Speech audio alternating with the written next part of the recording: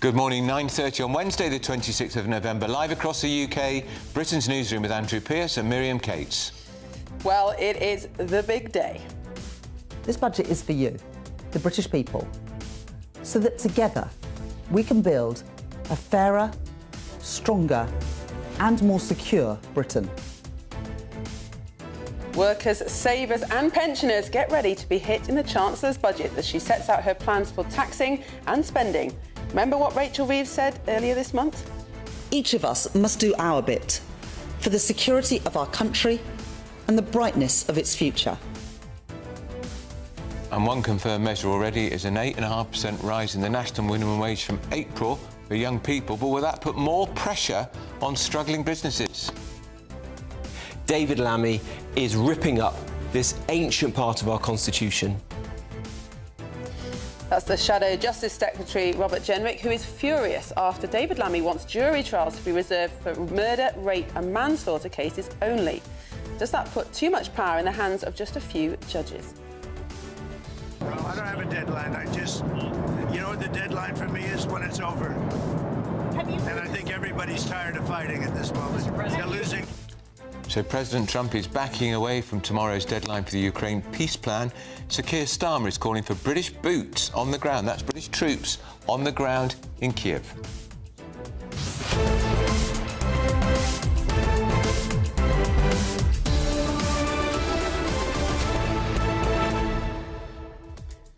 It's a big day, Andrew, that we've been talking about for weeks and weeks. Do you think most of the things that have been briefed out for the budget are going to happen? Will there be any surprises left? There's normally one big surprise, which is a good news story. They put one out already for if you're 18 to 21, you're going to get a big rise in the minimum wage, 8.5%. But you're a Republican, that's going to probably, or running a small business, that's going to put even more pressure on your costs. Absolutely. But will there be some? There's got to be something, Miriam. Well, they talk about action on energy bills. Potentially, there might be something in there. They're going to remove some of the green subsidies and sort of move them somewhere else, a bit of creative accounting. Well, that would be good news because we are paying the most for our energy in the whole of Europe. I think it is going to be a complicated budget as well. I wouldn't be surprised if it takes a couple of days for the full implications of some of the measures, particularly for people with investments and pensions and things like that. It might not be obvious straight away what the budget means, but we'll be analysing it all for you on GBNews. Yeah, and we're also going to have, if you're running a small business, we're going to have a small business expert. If you've got questions, concerns about what you think could be happening to your budget, we'll tell you how to get in touch. And of course, as always, we want to hear from you. So tell us what you think. Post your comments by visiting gbnews.com/your say. But first, here's the 60-second news update with Tatiana Sanchez.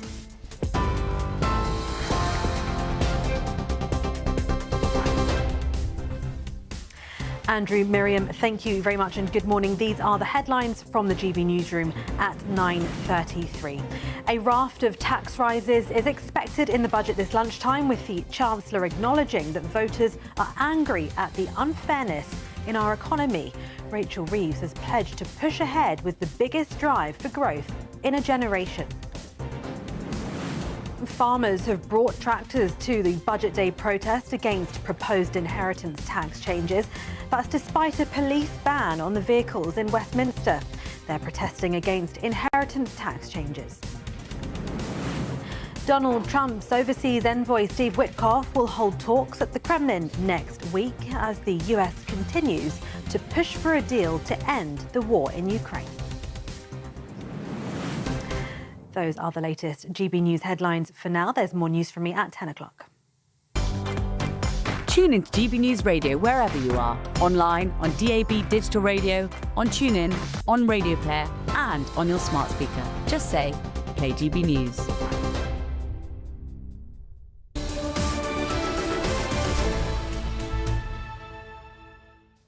Hello, good morning and welcome. You're watching and listening to Britain's Newsroom. We're live across the United Kingdom on GB News with Andrew Pearce and Miriam Cates. Well, it's finally here, Budget Day. It seems to have been dragging on forever. It's a very late budget, Miriam, isn't it? The latest it could have been. Last year, we saw them when they were lined up outside Downing Street for that traditional pre-budget shot. They had their poppies on because it was before Remembrance Sunday. So here we are on November the 26th. Now, you won't have to hear what might or might not be revealed by the Chancellor for much longer. Mine will be a budget for growth, with fairness at its heart, and a budget that supports businesses to create jobs and to innovate. In the autumn, we'll get the full forecasts and obviously set out our budget. The focus will be living standards, and we will build on what we've done in the first year of this government. This will all be taken together in the budget, but what is critical and what we've always been clear about is that getting economic growth is absolutely essential. This will be a budget where we will get a grip on the cost of living challenges, because that is what is affecting people up and down the country. It is probably wise to stop speculating, wait for the budget. The Chancellor will make the choices she believes are the right choices for the long-term future of the country. Well, that wait will soon be over and we'll finally learn what Rachel Reeves has planned. I'm pretty sure most of it has already been leaked. An extraordinary sequence of events. Yeah. U-turns already, 360-degree turns, and like you said, a much later budget than ever before. Well, I mean, she even did that a big breakfast time speech, extraordinary time to do a speech, where she was rolling the dice for the cutting income, for the rising income tax. Apparently, the problem is that she has to give the OBR at least 10 weeks notice of a budget. She decided to give them 12 weeks notice, which was possibly a mistake, and triggered it late. And apparently that's the reason why. But it shows how much control the OBR have over the process. Yeah, a body set up by George Osborne, who now seems to be running the show. Yeah. Well, what we didn't expect to be talking about this morning was the extraordinary threat to the jury system in this country, which has been around since Magna Carta. That was King John signing that charter, which effectively was our sort of constitution, at Runnymede with the barons, and he's going to scrap jury proposing or planning or raising the idea of scrapping jury trials and removing automatic right to appeal. Yes, and juries apparently will only hear cases of murder, rape and manslaughter. But this has not always been David Lammy's point of view, because 5 years ago he tweeted, "Jury trials are a fundamental part of our democratic settlement. Criminal trials without juries are a bad idea." Well, he's right about that. And this, of course, will be the biggest change to the justice system in 800 years. We're asking, is it giving too much power to the judges? Well, let's talk to the barrister, Francis Hall. Francis Hall, good morning. Good morning. Now, there's been talk before about perhaps more complicated cases being in the hands of judges because they can, particularly fraud cases, can last for years and years. But this is a dramatic, probably the biggest shake-up in our legal system since Magna Carta. What do you think of it? Well, also one that's been prefigured by no consultation, no debate, no real discussion. There was a report by Lord Justice Leveson, or the retired Lord Justice Leveson, who you will remember, of course, as the man who authored the report attacking severely the freedom of the press. So not one who has a great deal of sympathy with our constitutional traditions. And that is not a basis for suddenly announcing a policy, a formed policy of the government to abolish what you rightly say has been a statutory right, to some extent at least, for 800 years. In fact, almost exactly 800 years when the Magna Carta was put in statutory form. But it actually is older than that. It goes back to Henry II. There were jury trials in the 12th century. The tradition is possibly earlier even than that. And whatever the rights and wrongs, and in my view, it is an essential plank of our constitutional system, at least it requires very considerable debate before the government announces and decides its policy, not simply a judge-led inquiry and an announcement that the government's going to adopt it. I also think that what you said about Lammy and his previous tweet is interesting, because it reveals the extent to which ministers are subject to state capture.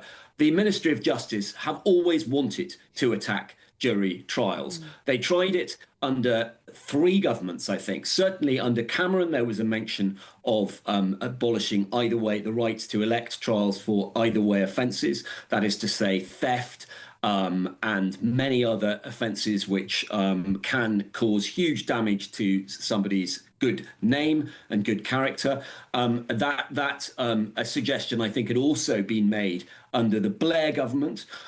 This is actually a more extreme suggestion, because in this case, there will be offences which now can only be tried by jury, such as, for example, rape, such as if the sentence likely to be given is less than 5 years.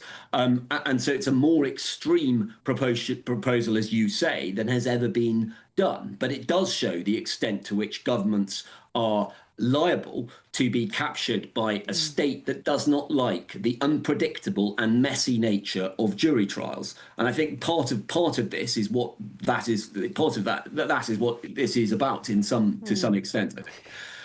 Now, the supposed reason for scrapping jury trials on some cases is to get through the backlog of cases that have been in the system since COVID. And people would say that, well, justice delayed is justice denied. We need to get these cases through the courts. How would you suggest the government goes about doing that whilst also protecting the rights to a jury trial?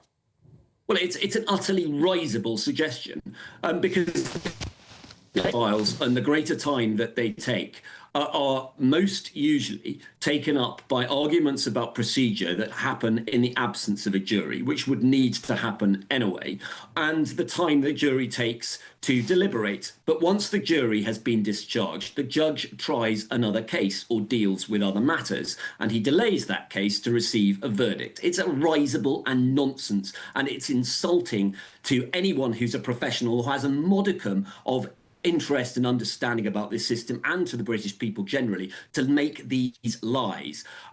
It is not the case that there is an overwhelming enthusiasm for judges to decide matters of truth in criminal cases. There is a very big difference between deciding on the balance of probabilities in a civil case that is between two equal parties and participants than there is deciding on liberty and the good name of the individual when the state brings a charge and the state has an obligation to prove it beyond reasonable doubt. It is then that you need the wider experience and the wider understanding of a jury, and then when you need the right, at least in serious cases, to be tried by your peers and not by somebody who is appointed by the state. And that is a crucial and important principle that does, as you say, go throughout the thread of almost all of English history and Scottish history for that matter, although this isn't a proposal that applies there, and is critically important. And that is perhaps why state organs don't like juries' trials, because not only are they messy, they are not inside its control. All right, Francis, thank you so much for joining us. That's the barrister, Francis Hall. Powerful stuff. Absolutely. And I was looking into the history of jury trials this morning, and there have been several times in the past where the state or the king has tried to clamp down on jury trials, and it's always ended badly for the state. So hopefully this will be another example. And this came about because of King John signing the Magna Carta at Runnymede in 1215. I'm told we've got a picture of King John, but they're not going to show it. So why don't we speak to they had cameras then. Sam Armstrong from the Free Speech Union. Sam Armstrong, good morning. I'm staggered that the government think this is an appropriate way forward. Well, I'm more than staggered. I'm furious. And I've said that for my part, if this happens, that's it for me. Enough. I'm out of here. I'll leave the UK because I am not prepared to give up my ancient and precious liberty that actually the state doesn't get to send you to prison in this country. Your fellow citizens do.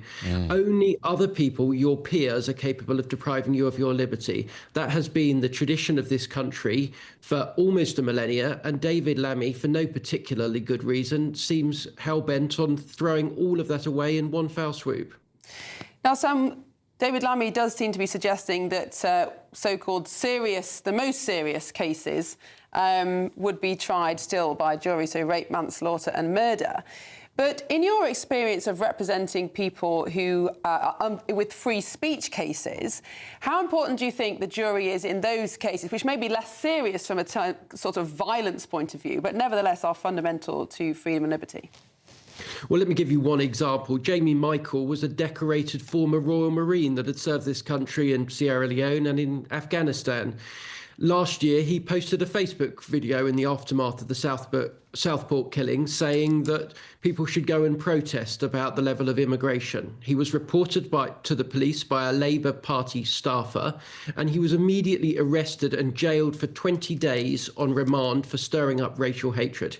He was put on trial in Wales, and a jury was asked to determine did he stir up racial hatred or not. He was facing 7 years imprisonment. Having spent 20 days in prison and many, many months waiting for that trial, a jury, 12 of his peers, took 17 minutes to determine unanimously that he had not. And this is the kind of case that, in my view, the Labour Party is just not prepared to tolerate at the moment.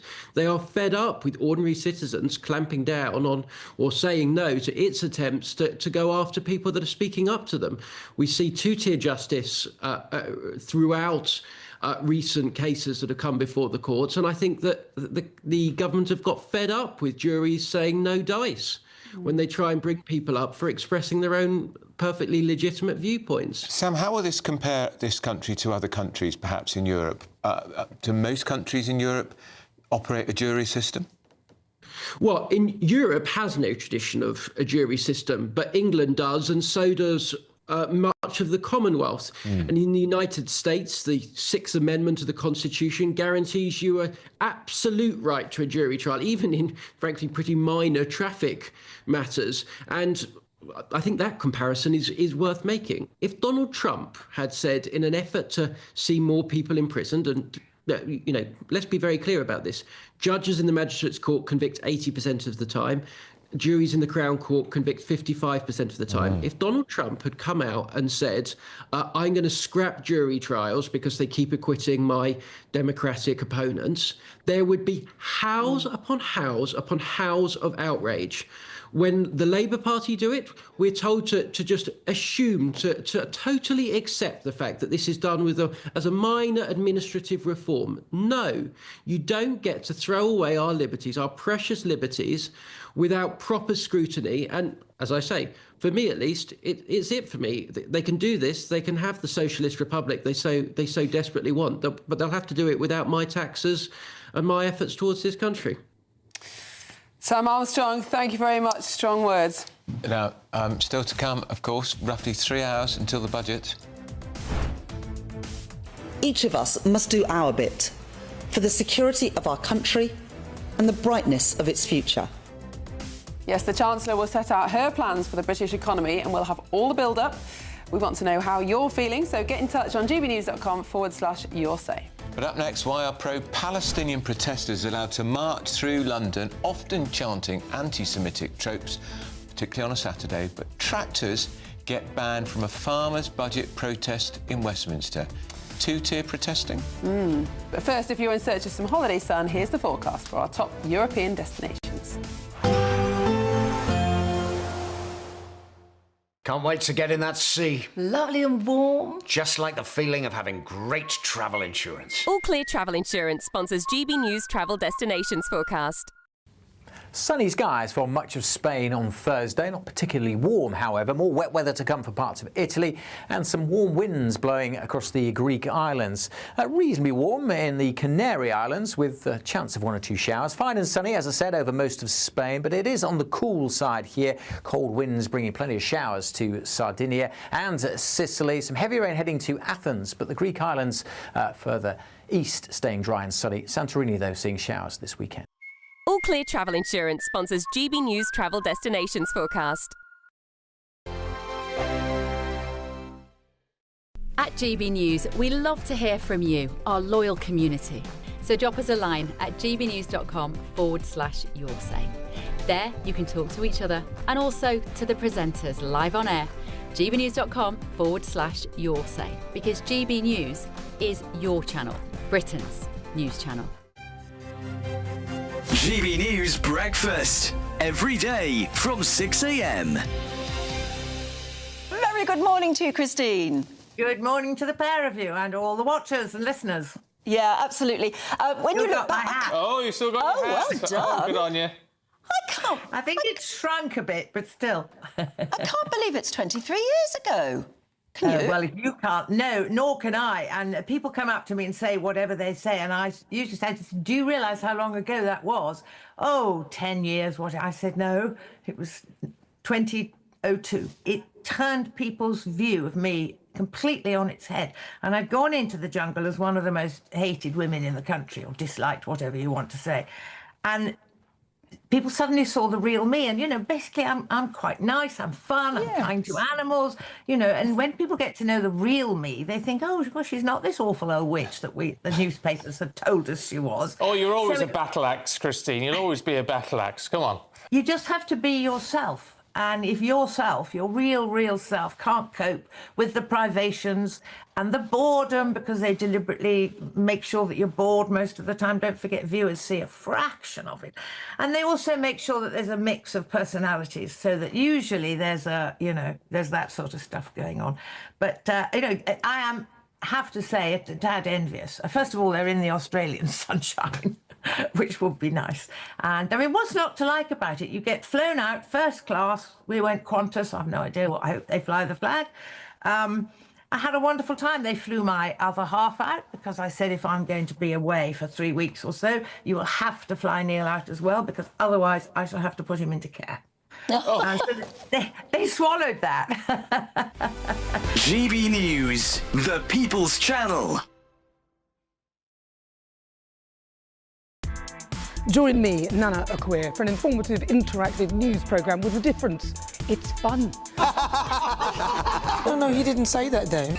I'm so surprised. I think there's an element of truth to that. Join me from 3 p.m. every weekend, only on GB News, Britain's news channel. In the GB Newsroom, we bring you the news as it happens. With our team of dedicated journalists across the UK. We're ready to keep you up to date with what's happening every half an hour, every single day. Bulletins here on GB News. The People's Channel. Britain's news channel.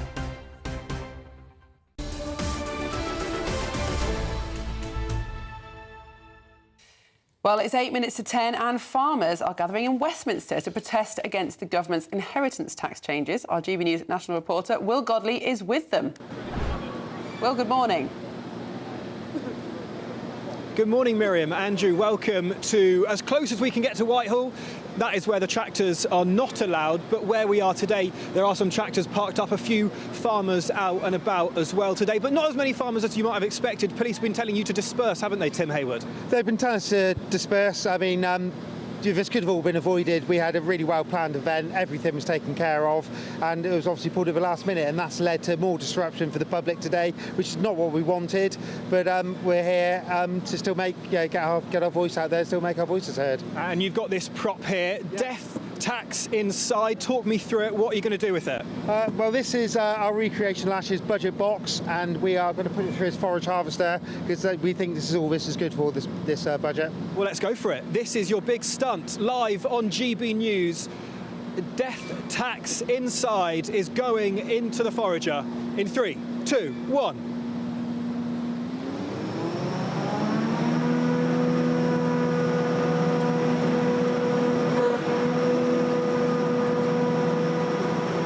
This is what these farmers had been planning to do right outside Whitehall, right where Rachel Reeves could see it, couldn't go ahead.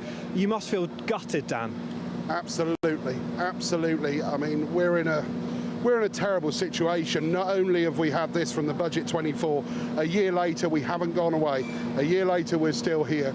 And not only that, do we not feel like we're having our farms taken away? We feel like our freedom of speech is being removed as well. You know, the Met on the ground, the guys have been great, but here we are, we're stuck in a situation. Dan, Tim, thanks for joining us on GB News. Their message is clear for Rachel Reeves to do a U-turn on that family farm tax today. All right, well, that's Will Godley. Thank you so much. There'll be plenty more of that. Pretty outrageous that they've pushed the farmers off of Parliament Square, which is the cradle of our democracy, Parliament Square, and they're not allowed on there. Absolutely. Because it's an inconvenient truth. Yeah, especially when the police said they couldn't stop the pro-Palestine protests going ahead, that there wasn't any mechanism for them. And do you know who I blame for that? Sadiq Khan, the Mayor of London, who also is our Police and Crime Commissioner. I'm not a fan. No, don't think many people are. But don't go away, plenty more to come, and do get in touch, gbnews.com/your say.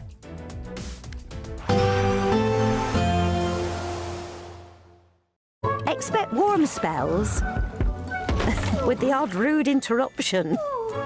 Boxed Boilers sponsors the weather on GB News.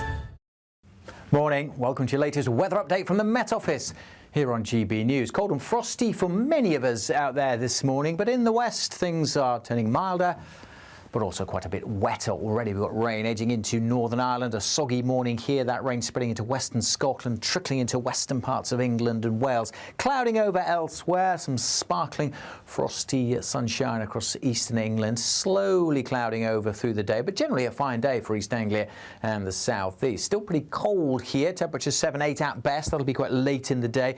Further west it is turning milder, but obviously won't feel all that pleasant with the rain. The rain should be easing from Northern Ireland though as we head into the afternoon and through the evening rush hour.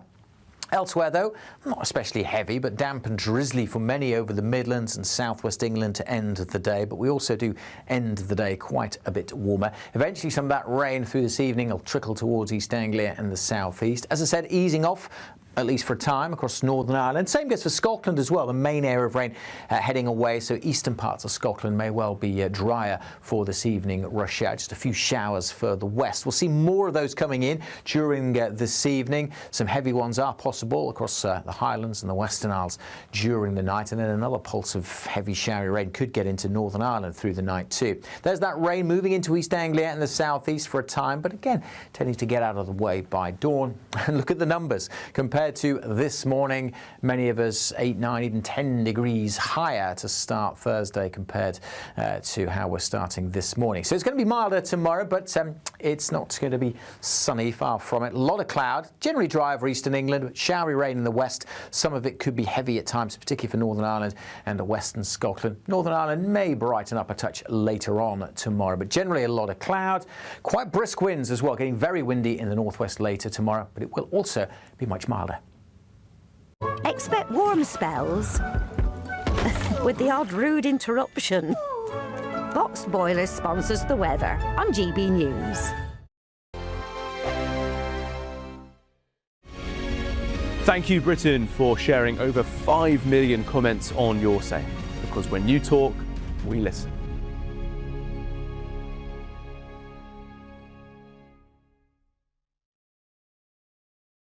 Good morning. This is the latest AI travel news from GBNews.com. Road users should exercise caution on the A87 Skye Bridge due to high winds. In South Gloucestershire, a collision on the M5 northbound between junction 18A and junction 17 has closed 3 of 4 lanes, causing 30-minute delays. The M4 eastbound at junction 6 in Slough also faces delays due to 1 lane being closed. Meanwhile, congestion is reported eastbound at junction 33 in Capel-Lanilturn. Ensure you stay updated with alternate routes. And on the trains, cross-country services between Bournemouth and Brockenhurst and East Midlands Railway between Sheffield and Stockport are experiencing disruptions. For more travel news, go to gbnews.com. It's the final week to see how you can enjoy Christmas on us.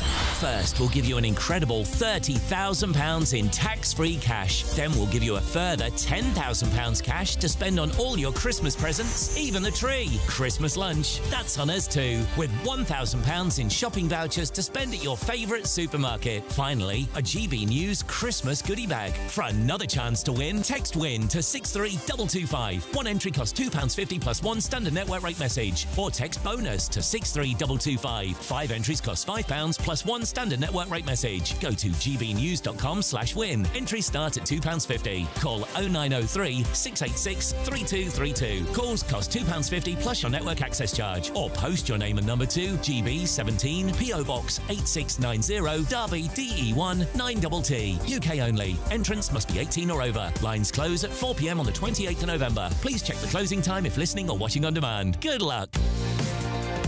Mornings don't have to be tiresome, especially if you have the right company. Wake up to news as it happens, opinion and debate, and of course, a little bit of entertainment too. Because when the kettle's on, we're on. That's Breakfast on GB News, a show worth waking up for. Every morning from 6 a.m. Only on the People's Channel, Britain's news channel. We'll spread the news, you spread the word. From the school run to the home run, watch a new show for all of Britain. He can say whatever he wants. A straight talking show where all voices are heard. And, you know, when are we going to stop talking about smashing the gangs and actually do it? With the stories that matter from every part of our country. There's a bit of a crash landing there for your Chancellor. Bold, fearless and standing up for you. That's me, Martin Daubney, 3 p.m. till 6 p.m, weekdays, here only on GB News. The People's Channel, Britain's news channel.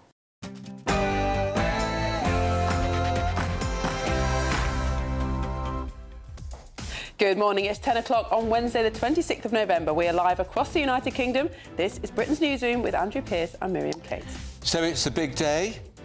This budget is for you, the British people, so that together we can build a fairer, stronger and more secure Britain.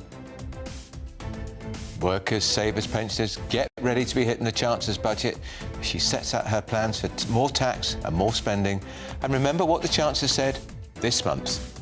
Each of us must do our bit for the security of our country and the brightness of its future. Well, here in Westminster, no tractors allowed on Whitehall, but farmers gathering with their message loud and clear to Rachel Reeves. Well, it has been confirmed that one measure to be announced in the budget is a rise in the national minimum wage from April. But will that put more pressure on struggling businesses? David Lammy is ripping up this ancient part of our constitution. That's the Shadow Justice Secretary referring to David Lammy, who wants jury trials reserved for just murder, rape and manslaughter cases. Is that putting too much power in the hands of unelected judges? And President Trump backs away from tomorrow's deadline for the Ukraine peace plan as Sir Keir Starmer calls for British boots on the ground in Kyiv.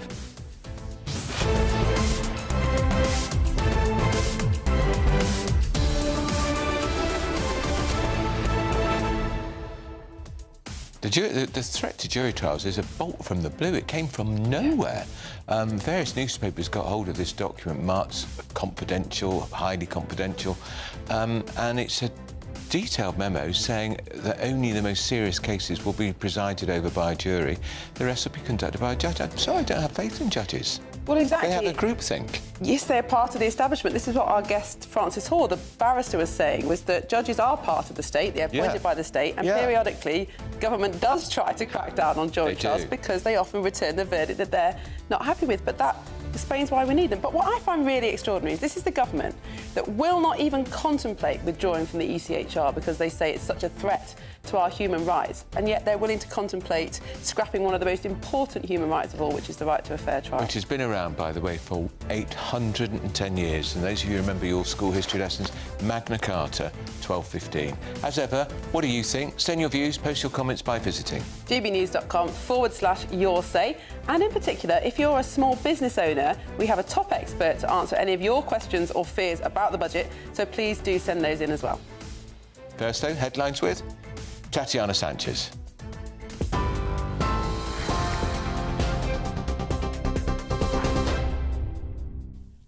Good morning. The top stories from the GB Newsroom. A raft of tax rises is expected in the budget this lunchtime, with the Chancellor acknowledging that voters are angry at the unfairness in our economy.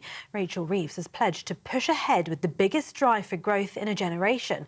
Rumours of an income tax rise have been quashed as the Chancellor looks to freeze tax thresholds for 2 more years to bridge the £30 billion gap in the public finances. Mansion tax on properties worth £2 million and above, pension contributions and a new pay-per-mile scheme for electric vehicles are among measures expected today. The Chief Secretary to the Prime Minister, Darren Jones, has this morning hinted that the 2-child benefit cap will be scrapped in the budget today. Before the 2024 election, Labour promised not to increase income tax, national insurance or VAT for working people. Shadow Chief Secretary to the Treasury, Richard Fuller, spoke to GB News. Well, of course, she has delayed this budget to just before Christmas, but we really shouldn't be here. She promised last year that she wouldn't be coming back for more, that she'd wipe the slate clean. But, of course, all those promises now lie in the dust. And I think she has put herself in a very difficult situation. And the big decision today is she going to lean into appeasing Labour MPs, or is she going to be looking after the British public? Meanwhile, farmers have brought tractors to the Budget Day protest against proposed inheritance tax changes, despite a police ban on the vehicles in Westminster. They are protesting against inheritance tax changes. Scotland Yard said the decision had been taken because of the serious disruption the tractors might cause in Westminster, including to businesses, emergency services and Londoners going about their day.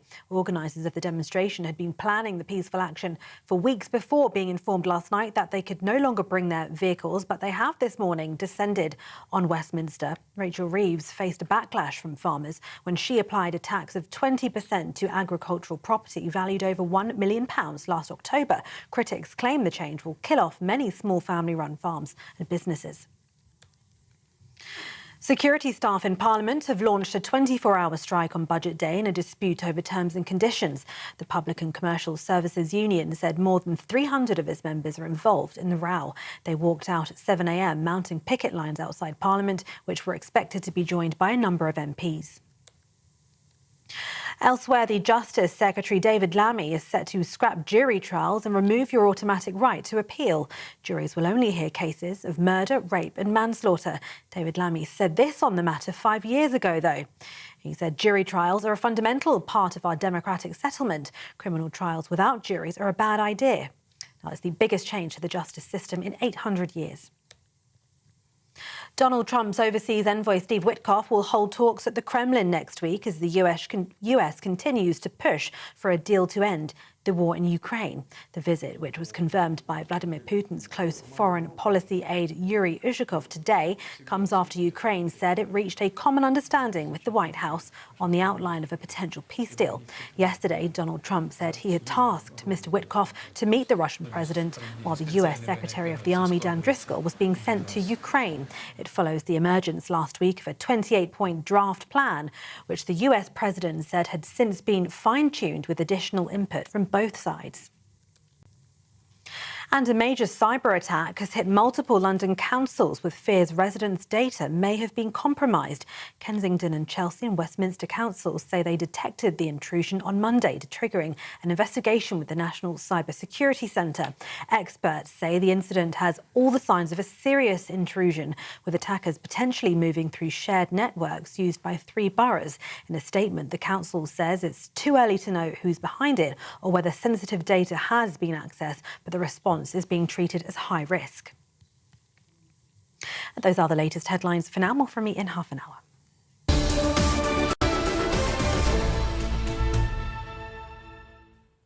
Hello, welcome back. You're watching and listening to Britain's Newsroom. We're live across the United Kingdom on GB News with Andrew Pearce and Miriam Cates. Lots of people are getting in touch. I just wanted to share a letter in the Telegraph with you, Miriam. I always read letters pages. It just sums up the government's priorities, and it says, this is from Thomas Lecoq in Somerset, who says, our local hospital has been given a £21 million grant from the Department for Energy Security and Net Zero. Imagine having a department even called that, to help reduce its carbon emissions by 3,200 tonnes a year. Meanwhile, many medical departments are near breaking point due to the overwhelming demand for their services. The government ought to realise that people want prompt access to their health service at times of need and care rather less about hospital carbon emissions. What is the government's priorities? Absolutely right. 21 million. That could be spent on more GPs, more doctors, more operations, cutting waiting lists, more hip replacements, but no, on some balmy plan to cut the hospital's emissions. It's like the government is acting as if we've got loads of spare money to throw around on luxury products. She's going to cut people's...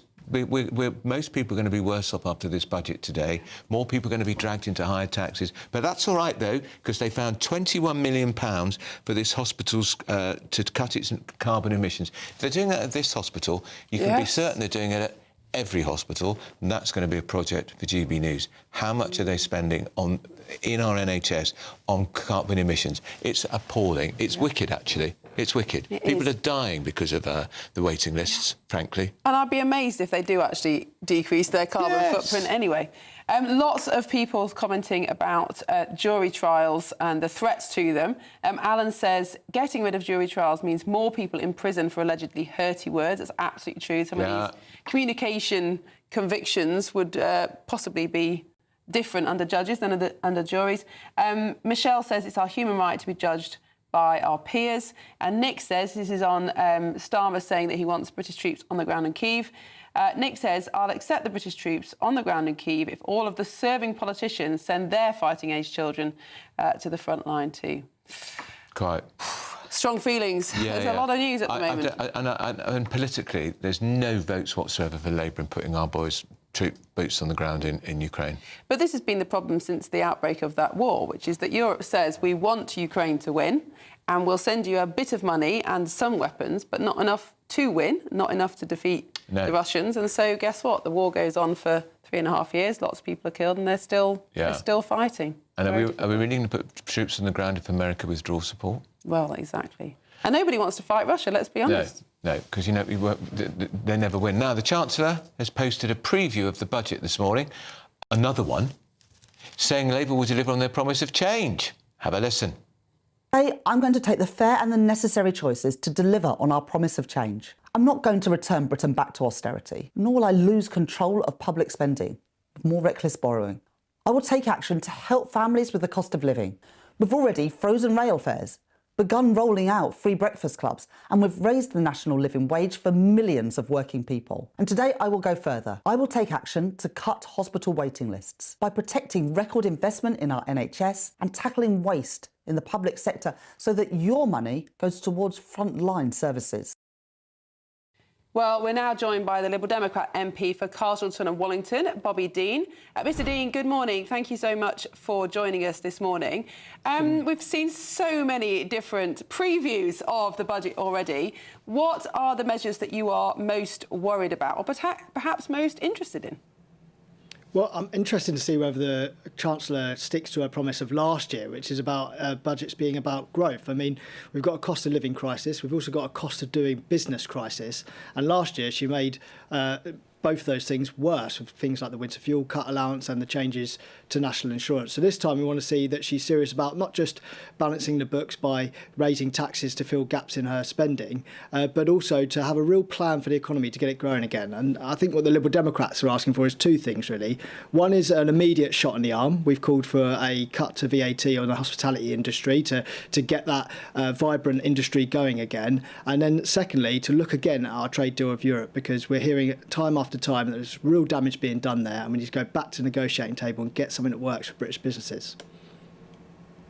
Of course, everybody wants business growth, but it's also the case that we are spending an enormous amount of money, and we're probably more taxed than ever before in history. Certainly a greater percentage of GDP is spent as taxation. Would you also support pretty stringent cuts to welfare as being proposed by the Conservatives and Reform, for example? Well, I think we do need to look at the size of the welfare budget. It has gone up, but how we fix that problem needs to be thought about very carefully. My dad, for example, is one of those claimants of PIP. He was a hard-working scaffolder all his life, and he's found himself out of work through injury, and he's on a long waiting list on the NHS, so he needs to be brought back to good health before he'd be able to get off of that welfare benefits list. And I think we need to think about the welfare reform pretty holistically to make sure that we fix that problem.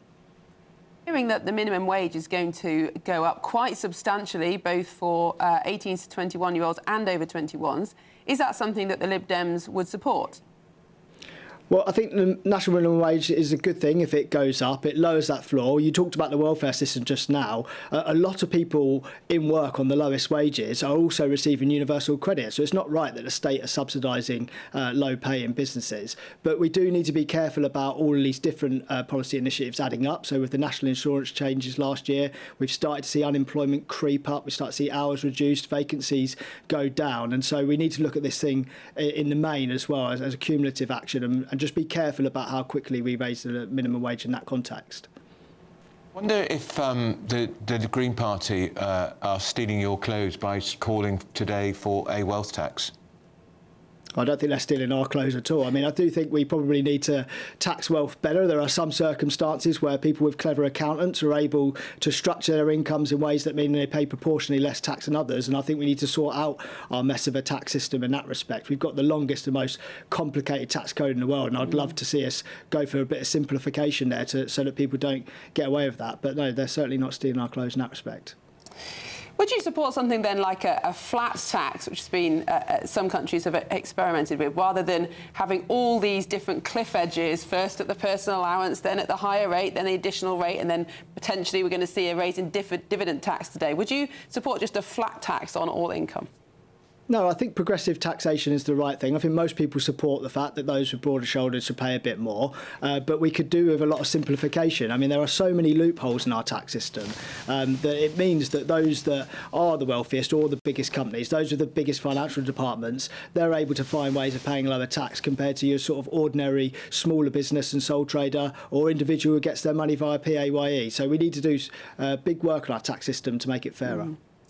Well, I think many people will agree with that. Thank you so much, Bobby Dean, who is the Lib Dem MP for Castleton and Wallington. Thank you for joining us this morning. Thank you.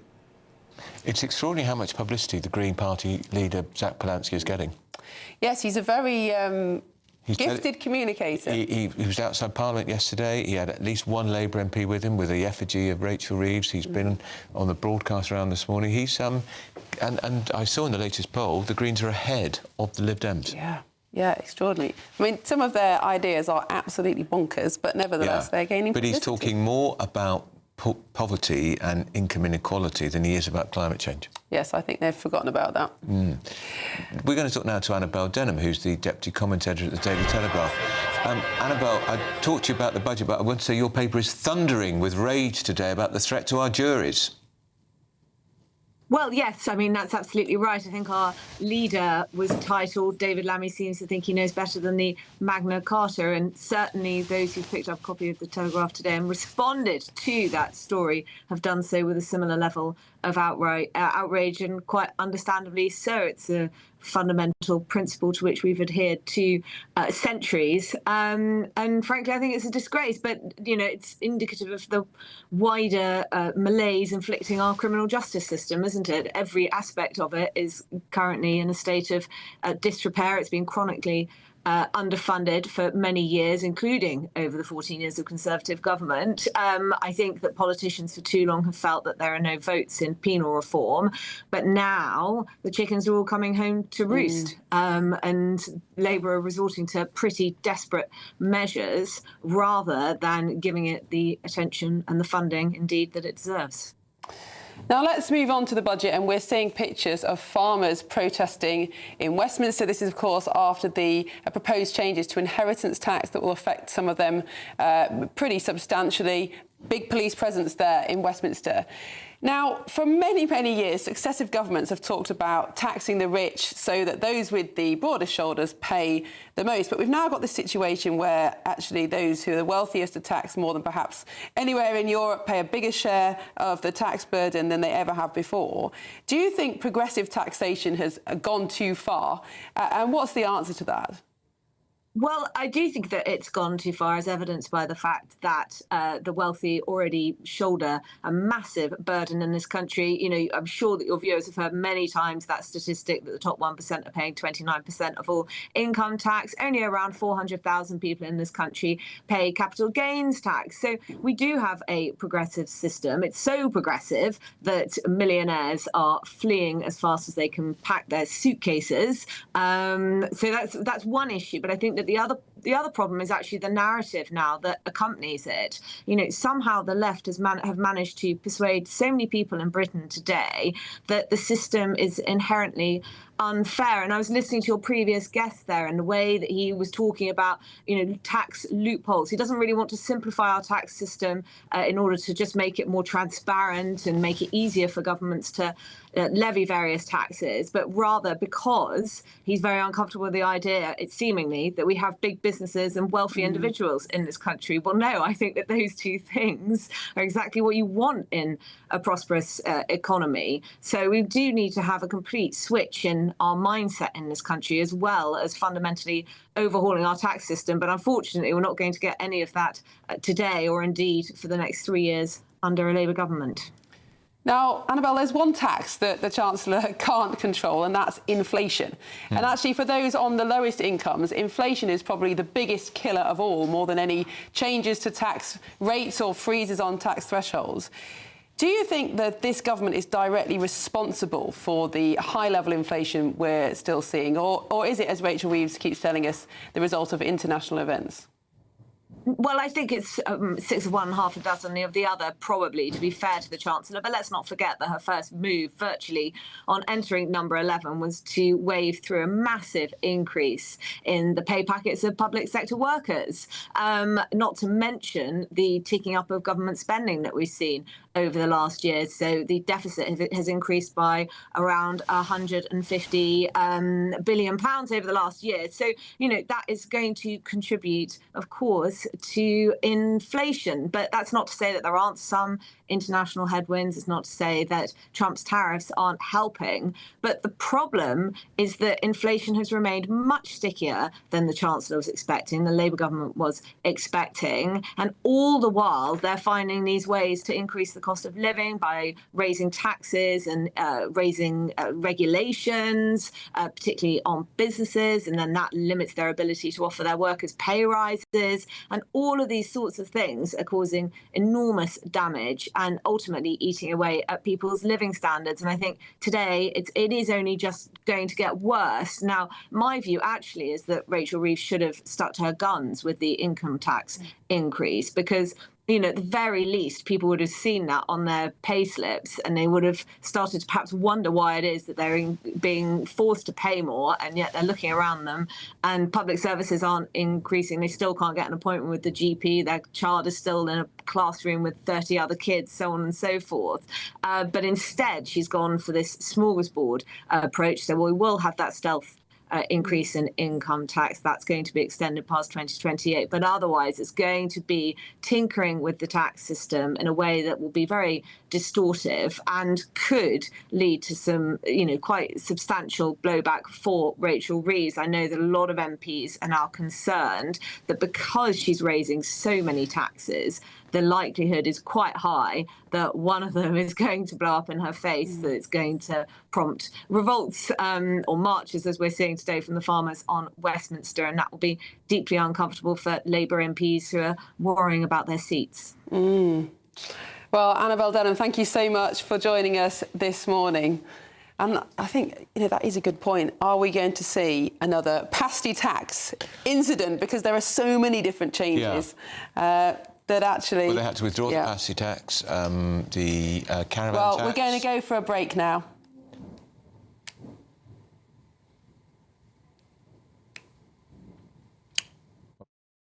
Westminster's full of talk, but out here, it's the real world. Am I allowed to talk then? No, that's it. This is where it matters, real people and real lives.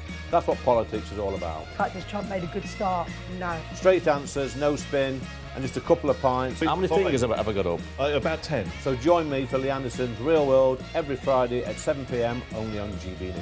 The People's Channel, Britain's news channel.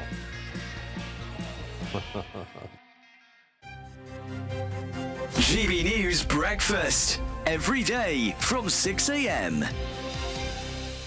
So many people within the armed services now can say that they owe their lives if they were, shall we say, work in the Middle East and in Afghanistan, in Iraq before that, actually owe their lives to the fact that it was dogs that they sent out to see whether or not there were explosives in a building, whether they were going through a minefield or whatever. So I think we were just talking previously, of course, Hannibal uses elephants. And there has not been a single year since the end of the Second World War when we have not had a conflict of some sort, and animals are still being used. We don't have horses used in the same way, obviously. We still had the cavalry, which is why 8 million horses were lost. Horses, donkeys and mules were lost in the First World War. But they weren't just the cavalry horses. They were the horses that were pulling the guns, that were delivering the armaments, that were carrying out the wounded. And what is interesting is, today in the 21st century, in Ukraine, who are leading the way in using drones in modern warfare, they are doing what they did in the First World War, and they're using horses, donkeys and mules to take the wounded out. The wonderful memorial that we have on Park Lane, it's there and it recognises that it was horses, dogs, donkeys, mules, and if you look, because they have individual statues of them, but if you actually look at the memorial itself, you will see pigeons. Dolphins. I mean, we know that dolphins are being used. As human beings, we share this planet with millions of other animals. And for centuries, we have used certain animals and abused them, used them and abused them, and got them into service with us. GB News, the People's Channel. You want to know what's really going on in the corridors of power? Labour don't know what to do with you half the time, and that makes you quite lethal in the chamber. Get behind the headlines with Chopper's political podcast. Join me, Christopher Hope, as I sit down with the great and the good of British politics. We'll see where this ruling takes us. These are the stories shaping our nation. Chopper's political podcast, available now on all platforms. Listen in and stay ahead. Decisions made in Washington aren't just shaping America, they're shaping Britain too. From migration to global security, from crime to health.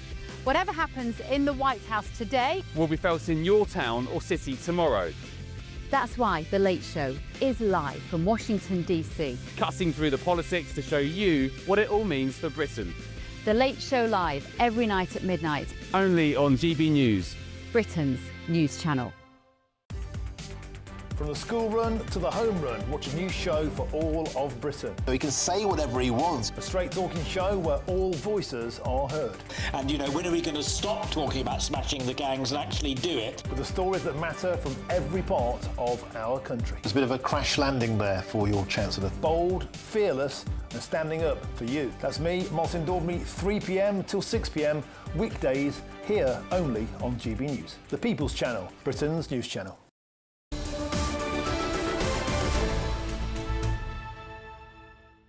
It's 10:26. You're watching and listening to Britain's Newsroom with Andrew Pearce and Miriam Kate, and we're joined for the big day, Budget Day, by broadcaster Mike Parry and political commentator, Labour councillor Sebastian Salek. Welcome to the studio.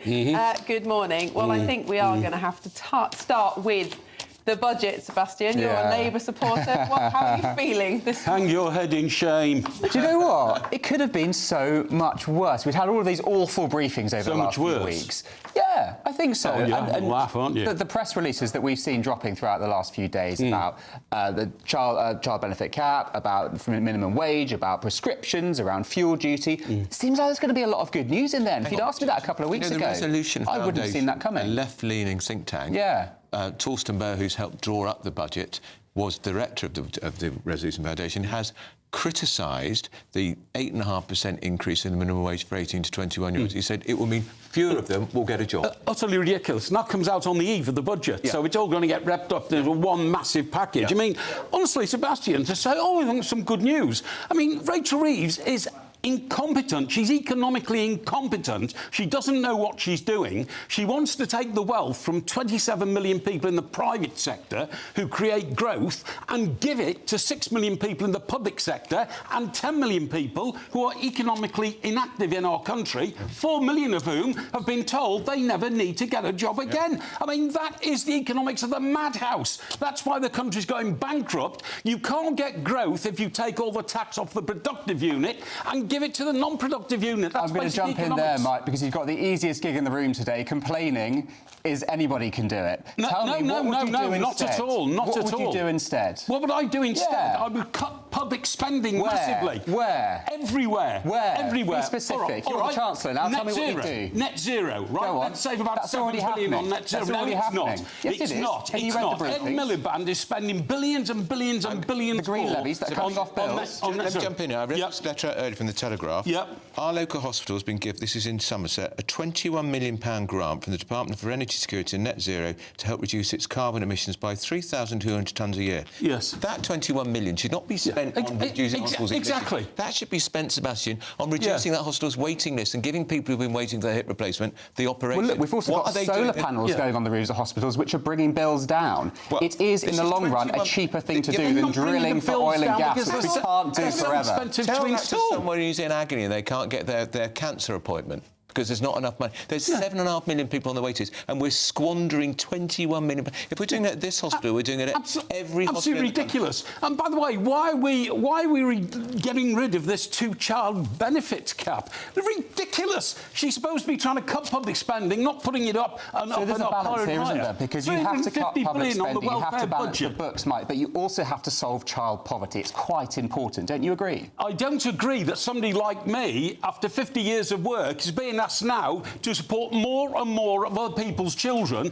without any cap on how many children a married couple can have. It's ridiculous. Can we talk about the minimum wage? Because I agree, you do have the hardest position today, absolutely. Be harder tomorrow when we've seen the true horrors of the... Give me a call, we'll have a chat. Yeah, exactly. So there'll be lots of people who are very sympathetic to this idea of gradually raising the minimum wage so that people on the lowest wage work have more to live on. But we're now at the position, if Rachel Reeves does raise the minimum wage to £12.71 an hour today, where a full-time worker on minimum wage will earn £26,000 a year, and the median wage in the whole country is only just over 30.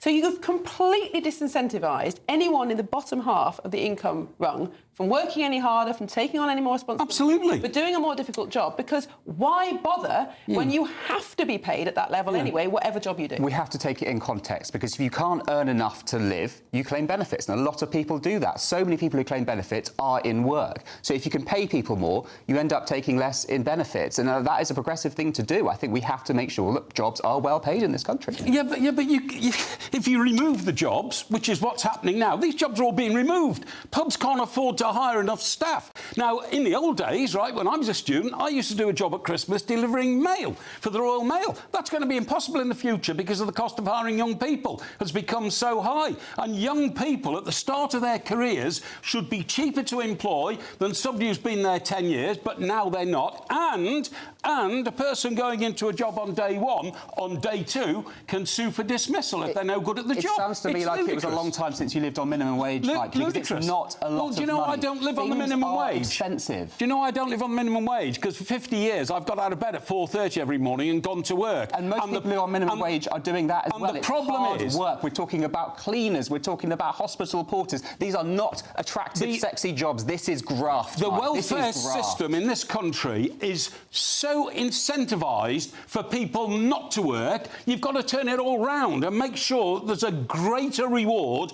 for working and a greater dignity in being in work. By removing the safety net? Is that what you're going to do? I'm not removing the safety net. A safety net means it's something to help you when you fall on bad times. But it shouldn't be an alternative form of living, i.e. I am a NEET. I'm neither in employment or training or even working, and yet there is a system in this country which means I don't have to do any of that. That's a terrible system. It condemns people to a life of utter misery, abject living circumstances. You're saying a lot, but you're also saying very little. What would you do tomorrow? You're the Chancellor now. Let's put you in the seat. Number 11, the door's opened. What are you going to do differently? You can't just say cut stuff, because that's fobbing me off. Why not? Why can't you say that? I would say... Tell me, what would you cut? I would cut taxes, right, on... I would then... No. I know a Prime Minister who tried that. She didn't last very long. No, I'm sorry. That was for 47 days. I'm talking about a proper economic policy. Because, you see, what you won't appreciate, and you are intelligent enough to do it, is that if you give incentives, if you cut taxes, if people keep more of their money, the economy booms. But Rachel Reeves doesn't know anything about that because she's a crazy... You've now got a hole in your budget. How do you fill it? You haven't got a hole in your budget at all if you cut the spending to equal what you've cut in taxes. So where are you going to cut the spending? I've told you once, twice, 3 times. Go on. 350 billion quid is the bill for welfare in this country. What specifically would you cut? I would cut an awful lot of things that we don't even know about. Like, for instance, Mad Ed wants 22 billion quid for carbon capture. But that's not in the welfare bill, is it? That's not part of that 350 billion. Excuse me, that's in addition to what I've cut out of the welfare bill. You'd cut the 350 billion. Of course I'd cut the welfare bill. State pension, triple lock, universal credit, child benefit, which bit? I'd get people to go along and have an interview to see if they're fit to work. And if they're fit to work but don't want to work, then don't give them any benefits. That should be done on a massive scale. Pretty sure that's the system already. No, it doesn't. I don't think it doesn't. I think too many of these appointments are done on Zoom to... Of course not. We'll be equally fiery in the House of Commons today. We'll be coming back to you, chaps, in an hour or so. By the way, if you're wondering where Stephen Pound is, he's moving house. Has he got a mansion? Is he running scared before the budget? Trying to get ahead of the game. There we are. Yeah. You don't pay council tax if you live on a boat, apparently. There you go. Yeah. Good plan. Good luck with your house move, Stephen Pound. Very interesting, you two. Here's your 60-second news update with Tatiana Sanchez.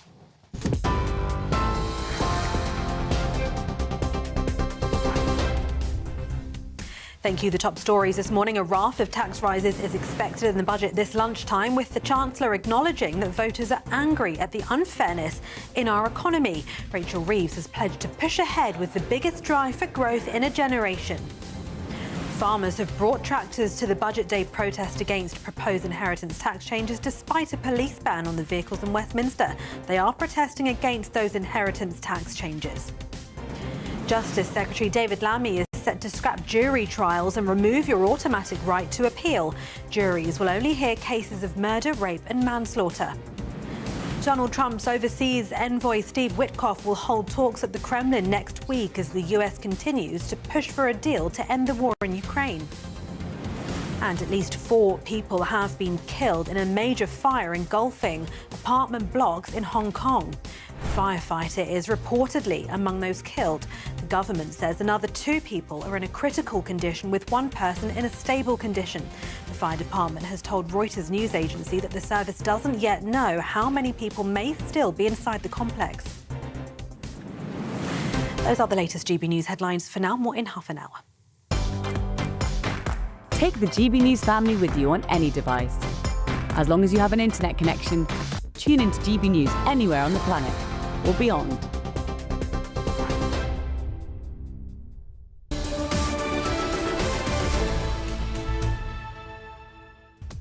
Well, coming up next, furious farmers descend onto Westminster. Will Godley is there. Yeah, well, here in Trafalgar Square, this is as close as the tractors can get to Whitehall. Police now issuing dispersal orders to farmers gathering here, telling them to go into areas where they're meant to be protesting on foot and leaving their tractors here. I'll have all the details after this short break. Morning, welcome to your latest weather update from the Met Office here on GB News. Cold and frosty for many of us out there this morning, but in the west things are turning milder, but also quite a bit wetter already. We've got rain edging into Northern Ireland, a soggy morning here, that rain spreading into western Scotland, trickling into western parts of England and Wales, clouding over elsewhere, some sparkling frosty sunshine across eastern England, slowly clouding over through the day, but generally a fine day for East Anglia and the south east. Still pretty cold here, temperatures 7-8 at best. That'll be quite late in the day. Further west it is turning milder, but obviously won't feel all that pleasant with the rain. The rain should be easing from Northern Ireland though as we head into the afternoon and through the evening rush hour. Elsewhere, though, not especially heavy, but damp and drizzly for many over the Midlands and southwest England to end the day. But we also do end the day quite a bit warmer. Eventually, some of that rain through this evening will trickle towards East Anglia and the southeast. As I said, easing off, at least for a time, across Northern Ireland. Same goes for Scotland as well, the main area of rain heading away, so eastern parts of Scotland may well be drier for this evening rush hour. Just a few showers further west. We'll see more of those coming in during this evening. Some heavy ones are possible across the Highlands and the Western Isles during the night, and then another pulse of heavy showery rain could get into Northern Ireland through the night too. There's that rain moving into East Anglia and the southeast for a time, but again, tending to get out of the way by dawn. And look at the numbers. Compared to this morning, many of us 8, 9, even 10 degrees higher to start Thursday compared to how we're starting this morning. So it's going to be milder tomorrow, but it's not going to be sunny, far from it. A lot of cloud, generally dry over eastern England, but showery rain in the west. Some of it could be heavy at times, particularly for Northern Ireland and western Scotland. Northern Ireland may brighten up a touch later on tomorrow, but generally a lot of cloud. Quite brisk winds as well, getting very windy in the northwest later tomorrow, but it will also be much milder. Thank you, Britain, for our more than 2 million YouTube subscribers and more than 2 billion views. That is Britain watching, sharing and making its voice heard louder than ever before. Good morning. This is the latest AI travel news from GBnews.com. The M876 northbound off-slip at Junction 1 toward Denny is restricted due to a breakdown. Congestion affects the M4 westbound from Mega to Coldra. A collision on the M62 westbound between junctions 24 and 22 causes delays. The M5 northbound in South Gloucestershire sees significant delays with 3 lanes closed. Congestion affects the A50 eastbound in Stoke-on-Trent, while Derbyshire's A38 southbound has issues between the A50 and A5 132. And on the trains, disruptions affect services between Bournemouth and Brockenhurst, as well as Leicester and Birmingham New Street. For more travel news, go to gbnews.com.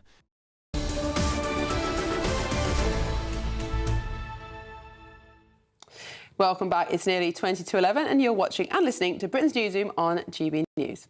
Now, this Christmas, we're putting on a really exciting event. We want lots of you there too. Because on Saturday, December the 13th, you are invited to the GB News family for our Carols by Candlelight concert, for your chance to be with us. Miriam will be there on the piano. I'm doing a reading. I'm not doing any singing, I can tell you that for sure. Well, I'll be joining in the singing, but I won't be doing a solo. Unlike when I was a little boy, I did lots of solos. But no, we need to go tell them how they get there. So you scan the QR code on your screen right now, or by going to gbnews.com/carols. And the concert's going to be recorded, but then broadcast live on Christmas Eve. So if you sing loudly enough, Andrew, you might hear yourself in the congregation. It won't be broadcast live on Christmas Eve. No, it won't be broadcast live. It's going to be recorded on the 13th and then broadcast I on think Christmas carols Eve. are all about Christmas, don't you? Absolutely. I think it's you'll feel lovely. incredibly Christmassy. Yeah. And it's in a very nice church too, apparently. Well, back to today. Farmers who are furious are gathering in Westminster to protest the government's inheritance tax changes, and our GB News national reporter. And they're barred from going on Parliament Square. Why? Let's talk to GB News national reporter Will Godley, who's with them. Yeah, Andrew, Miriam, good morning to you. We are here in Trafalgar Square. Police just asked us to move as they have everybody else here giving dispersal orders out. I think we're OK where we are standing now. You can see a number of tractors here. Normally this would be a tourist hotspot full of tourists, but instead today tractors and farmers with their message clear to Rachel Reeves to do a U-turn on this family farm tax. Douglas Turner joins me now. You gave me a lift into central London today on your tractor. How does it feel that you're here today with the police telling you can't be here? Well, they're telling us that we can't be here, but we can be down there, but that wasn't explained completely before. They have what's called a Section 14, so because they've supplied somewhere for the protest to take place, the people should be there. However, not everybody knew where it was, and there was such a large police presence that people didn't know where they should go to. They've now started to threaten to arrest, and I think they did arrest one of the farmers already, but we're waiting to hear back on that.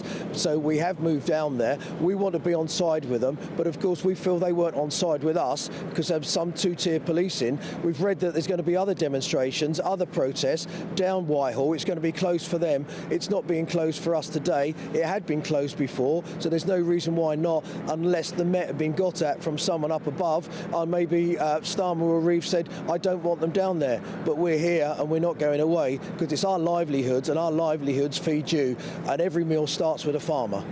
And Douglas, here just on the edge of Whitehall, where a number of tractors are, you might be able to hear some of the horns as they drive past here. This is as close as you can get to Whitehall, where yesterday the Met Police banned the tractors. Now you're going to be allowed to walk down there on foot and hopefully get your voices heard.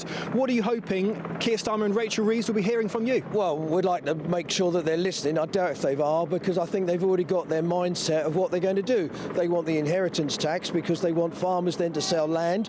We will have to sell the land. They will have it bought by their friends with lots of money. We will not be farming. We'll have to import food. Food will be substandard quality. People will become ill and they wonder why. But we are the last line. As Winston Churchill said in 1940, that farmland is the front line of freedom. And that U-turn on the family farm tax, why is that so crucial for British farmers? Of course it's crucial because many farmers can't afford to pay the farm inheritance tax that they want to put for us. Even they say that they've got a discounted amount, it's still not feasible because farms don't make money. The reason we don't make money is because the supermarkets don't pay us enough, but everybody wants cheap food and we're the ones that have to suffer. We're the only industry that is told how much they're going to pay us for our product. Everybody else sells their product at the price they require. OK, Douglas, thank you very much for joining us. I'll leave you to it. I know the police want you to head off down there. The tractors, though, staying here under the rules that the police have in place. You can see them all here on the edge of Whitehall, here in Trafalgar Square, as farmers now march down towards Westminster. All right, well, thank you so much for that. That's well for us in Westminster, Whitehall. It's outrageous that they're not allowed onto Parliament Square. But they can go without their tractors, but not with their tractors. Would it cause disruption? What do the police think that wretched pro-Palestine march does every Saturday in London? It wrecks the retail trade for hundreds and hundreds of shops. It's completely disruptive. It causes huge problems on the roads, and it drives Jewish people out of our capital city. And it's intimidating for passers-by. I've been caught in those crowds and protests many times. I can't imagine those farmers are intimidating any passers-by. No. Well, let's speak to a farmer, Kelly Seaton. Kelly joins us now. She's up in Cheshire. And of course, this has been a particularly difficult year for farmers. Good morning, Kelly. Thank you so much for joining us. Hello. It's been a very difficult year for farmers, yet you've really managed to make your voices heard. Are you hoping for any reprieve in the budget today? There's always hope, but there's not much to go on. I think there's an impending sense of doom from farmers. The U-turn on allowing farmers to go down Whitehall with their tractors kind of gives us a sense that there is something looming that we're not going to be very pleased about. It's a shock that farmers who have always got on really well with the Met Police have now been told that they can't go down to Whitehall. And Kelly, the inheritance tax changes have hit farmers really, really hard. But there are some other potential measures today in the budget that could be equally difficult. Raising the minimum wage, for example. I imagine that many farms have labourers working on them or seasonal workers. How could that change affect farmers' budgets? So I've worked it out this morning. The cost of employing an apprentice now for a 40-hour contract is increased by £936 per year, wiping out all but £64 of the £1,000 incentive that we're given to hire apprentices. We want to see the next generation coming through. We want to encourage them, but they do need training. And to wipe out the incentive to take them is just anti-growth, anti-ambition. Have you seen much public support for your campaign? Initially, of course, many people rallied behind farmers. There was outrage, I would say, in the media. Has that public support continued? Absolutely. Wherever you go, people stop. Delivery drivers that have seen me on GB News will say, "Oh, look forward to seeing you tomorrow." People that you wouldn't even expect to be interested in what's going on. But ultimately, people care where their food comes from, and people love to drive down the street or down the roads, down the country roads, on trains and go, that's where milk comes from, that's where wheat comes from, that's where beef comes from. We want to know where our food comes from, and the drive is not just from budgetary decision making, but it's other decision making as well, is to get farmers off the fields. The public will not accept this. They want to know where their food comes from. They know that British farmers maintain the highest welfare standards, and they want to support British food production. Well, thank you so much for joining us, Kelly, and good luck with all the protests today. Kelly Seaton there, a farmer. Now, up next, if you're a small business owner and are terrified about today's budget, we understand your terror. We have all the advice you need, but first, if you're in search of some holiday sun, here's the forecast, some of the top European destinations.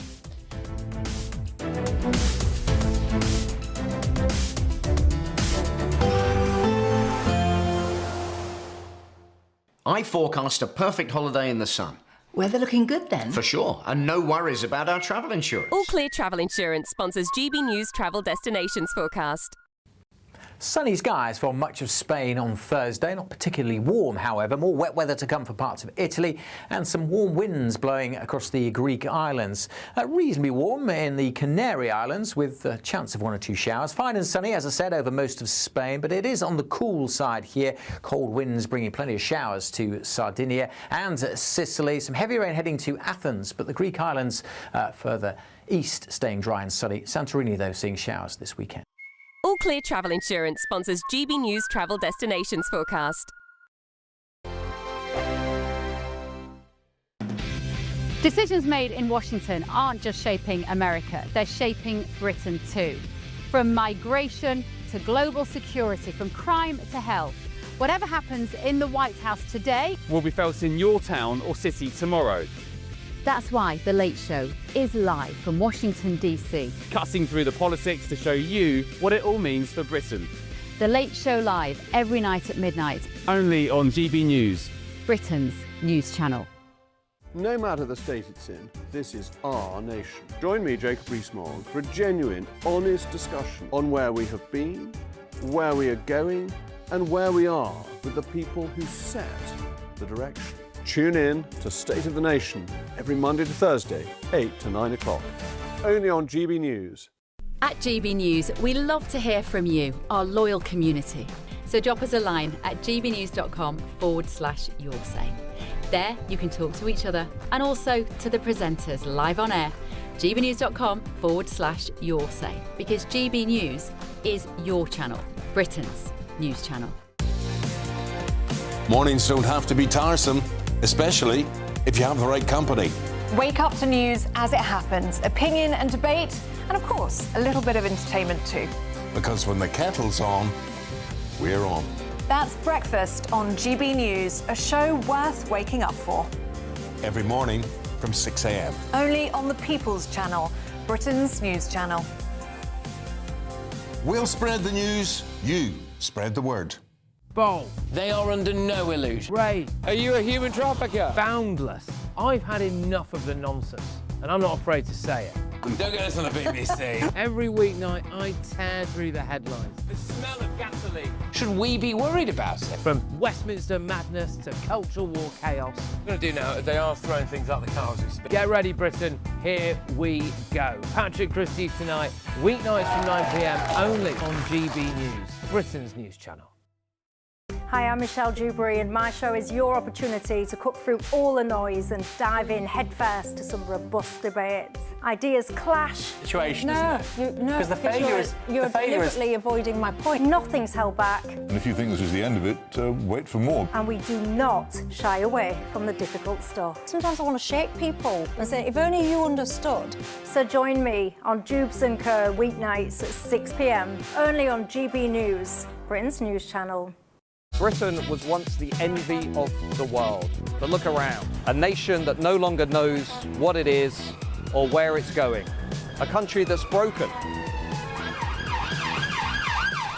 How do we fix Britain? How do we bring it back? Friday night with Matt Goodwin at 8 p.m, only on GB News.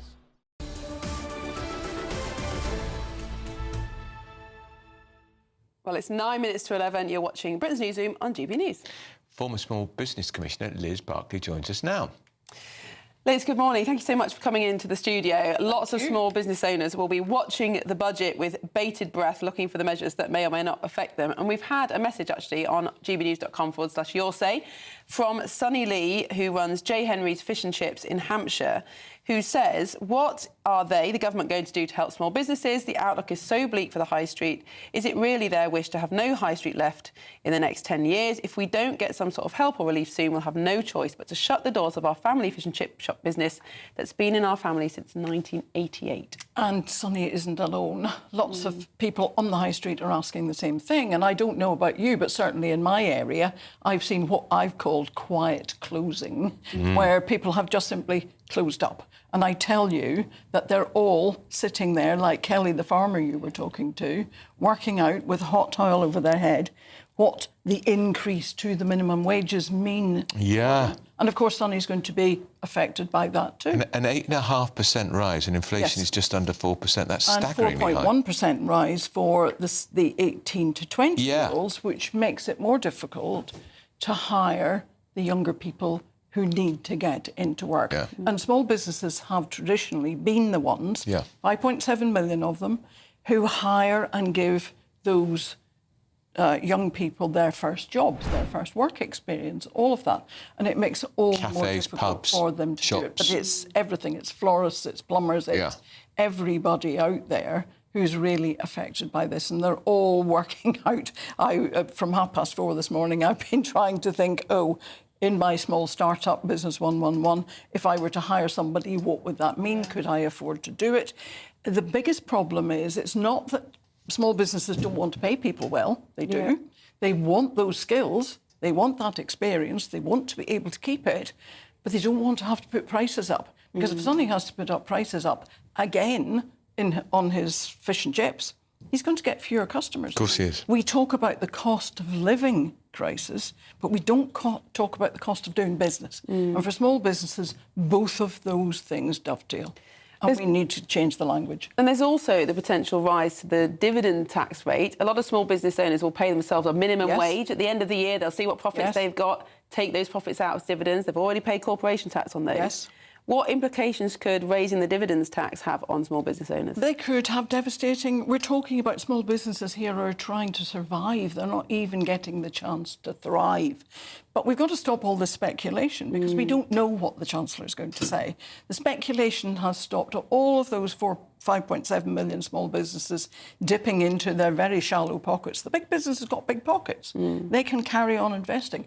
The small businesses can't. They're at the crumbs at the bottom of the pocket. At least I have crumbs in the bottom of my pocket. But they're not investing because of the uncertainty, because of the speculation. Every time a rumour appears, they're working out, what is this going to mean for me? And that's what everybody is listening to the budget for. And this budget, what is it going to mean for me? This budget, more than any I can recall, has been awash with rumour, counter-rumour, most of it propagated by the Treasury and the Chancellor themselves. Flying kites. Yes, all the time. But what that does to small businesses is make them stop and speculate and try to calculate instead of getting on with the job of running the business. And so we have seen a lack of investment for the last 6 months while all of this has been going on.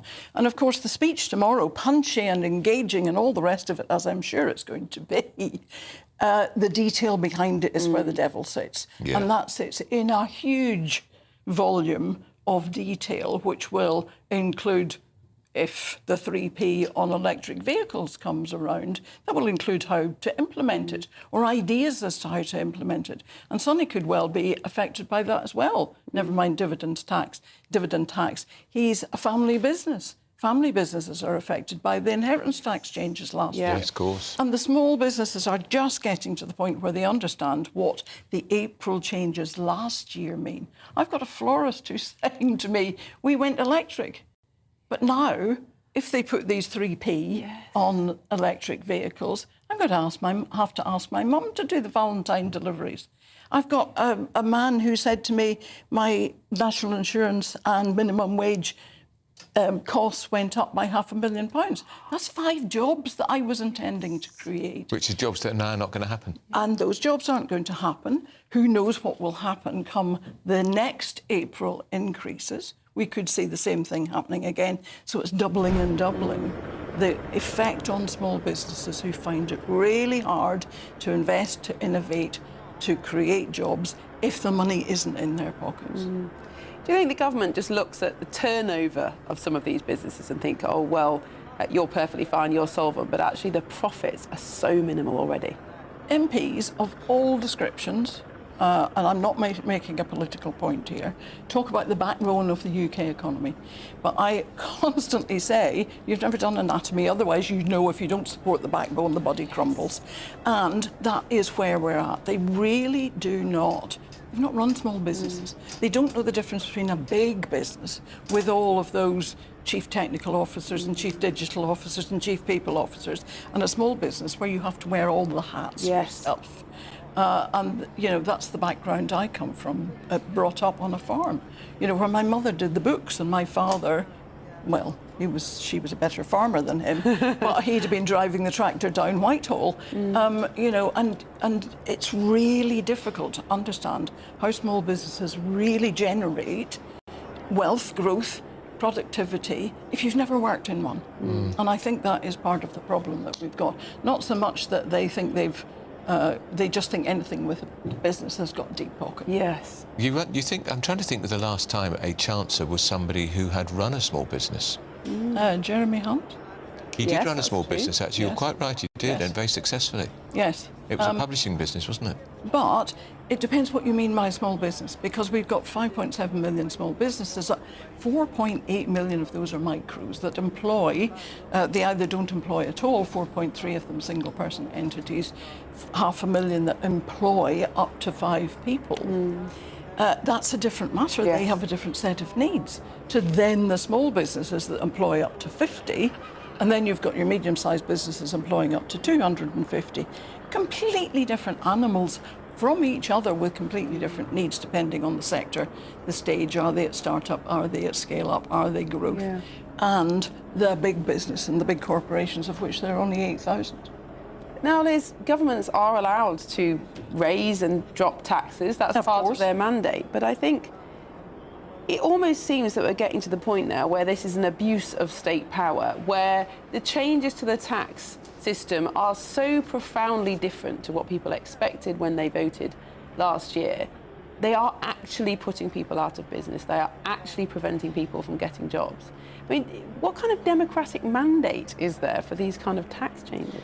I think it's a case of when the rubber hits the road, the reality, you know, hits home. What exactly, and we've all heard the Chancellor say, well, we've got this huge hole that we've got to address. We don't want government debt to grow any further than it's growing. It's really interesting that we're talking now about the NHS, about debt and about the cost of living rather than necessarily growth. So rubber hits road. We've got to go. It's now... Thank you so much. It's 11 o'clock. It's Wednesday, 26th of November, live across the UK. Britain's Newsroom with Andrew Pearce, Miriam Cates. It's the big day. This budget is for you, the British people, so that together we can build a fairer, stronger and more secure Britain. Well, workers, savers and pensioners are being told to get ready to be hit in the Chancellor's budget as she sets out her plans for tax and spending. And remember what Rachel Reeves said earlier this month. Each of us must do our bit for the security of our country and the brightness of its future. Well, here in Whitehall, farmers gathering on foot. They were hoping this entire road would be filled with tractors. That has been banned, but they're standing outside Downing Street, hoping their message will be clear to the Prime Minister and Chancellor Rachel Reeves. Here in County Durham, we're talking to people not just about what the budget will do for them, but frankly, what they need in one of the more deprived parts of the United Kingdom. Here in Middle England, in Lichfield, what do people here want? What is the elephant in the room for businesses and the budget? David Lammy is ripping up this ancient part of our constitution.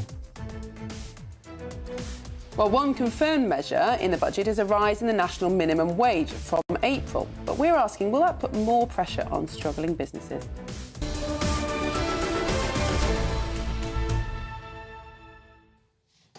Well, we've still got Liz in the studio commenting on how the budget will affect small businesses. And we've been talking about how lots of people will be very worried this morning.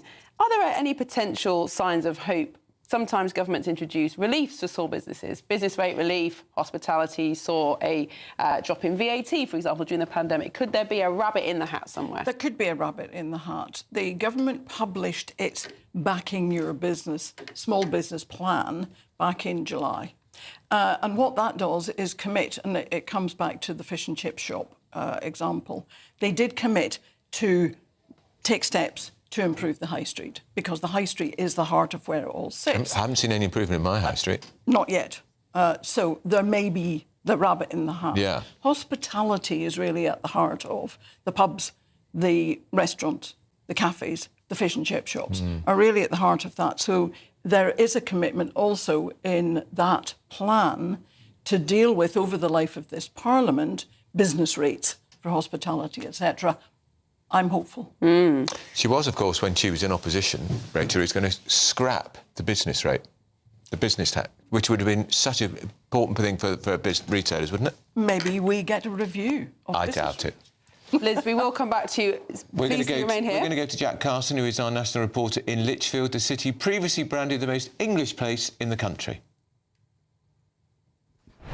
Yeah, good morning to you. Well, here we are in Lichfield, of course, Middle England. What are people here feeling? What do people here want from this budget? Let's go speak to Logan Khan, who runs the Boss Partnership, the accountancy firm that we're in. Logan, I mean, you are, of course, an accountancy company, from a company perspective, but also from all the small businesses that you work with. What are they saying about what they want to see from this budget? Well, they're wanting to not see, which we know is going to happen now, an increase in the wage.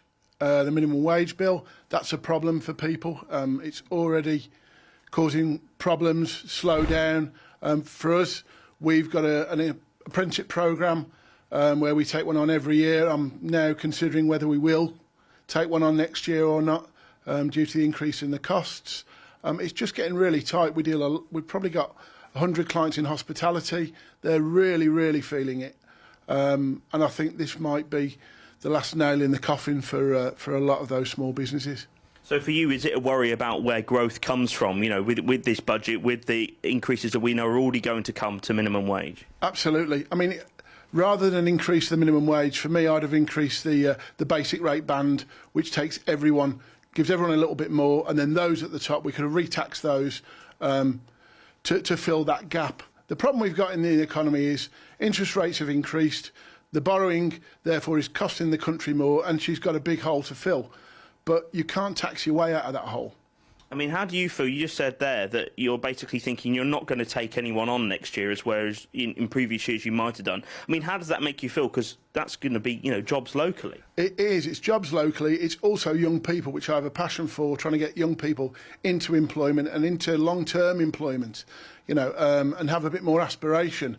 So I feel it's a real kick for those people who want to come in and do apprenticeships, because the cost to us as an employer now is just increasing. Logan Khan, thank you very much from the Boss Partnership. Thank you so much for joining us. Of course, really interesting points there that he's making about what he wants to see in today's budget.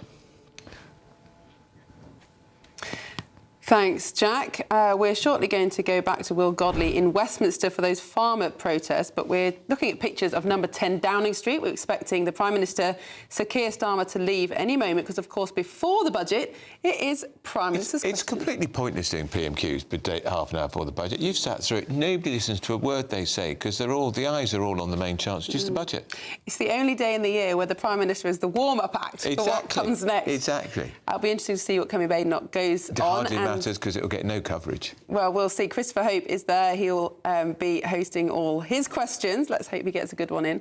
But, of course, all eyes will be on Rachel Reeves, who will be sitting there probably feeling very nervous. I'm sure in the past, chancellors used to drink whiskey while they gave... Yeah, Ken Clark drank more than one glass. Yeah, but she's not drinking any alcohol at all. Now, farmers are gathering in Westminster, of course. They're there to protest the government's heritage tax change. We will join them in a moment.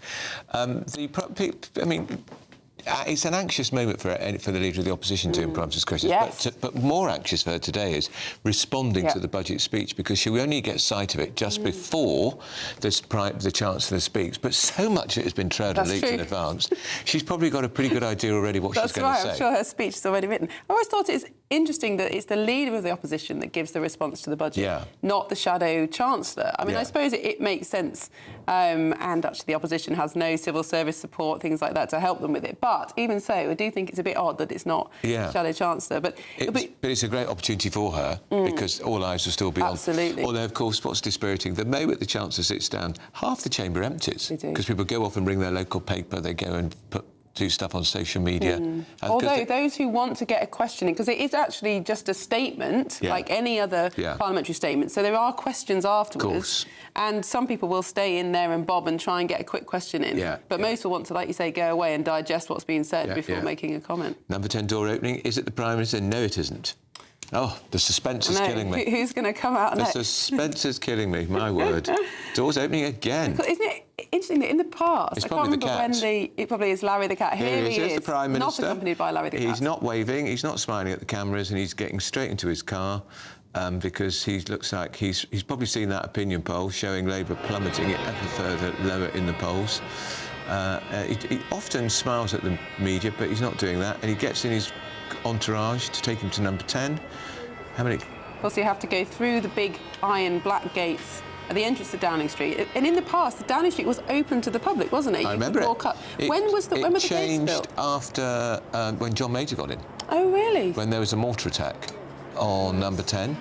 So we went to the Thatcher years where they tried to bring down the entire cabinet with the bomb at the Grand Hotel, but they put the gates up, and it did make number 10 much less accessible.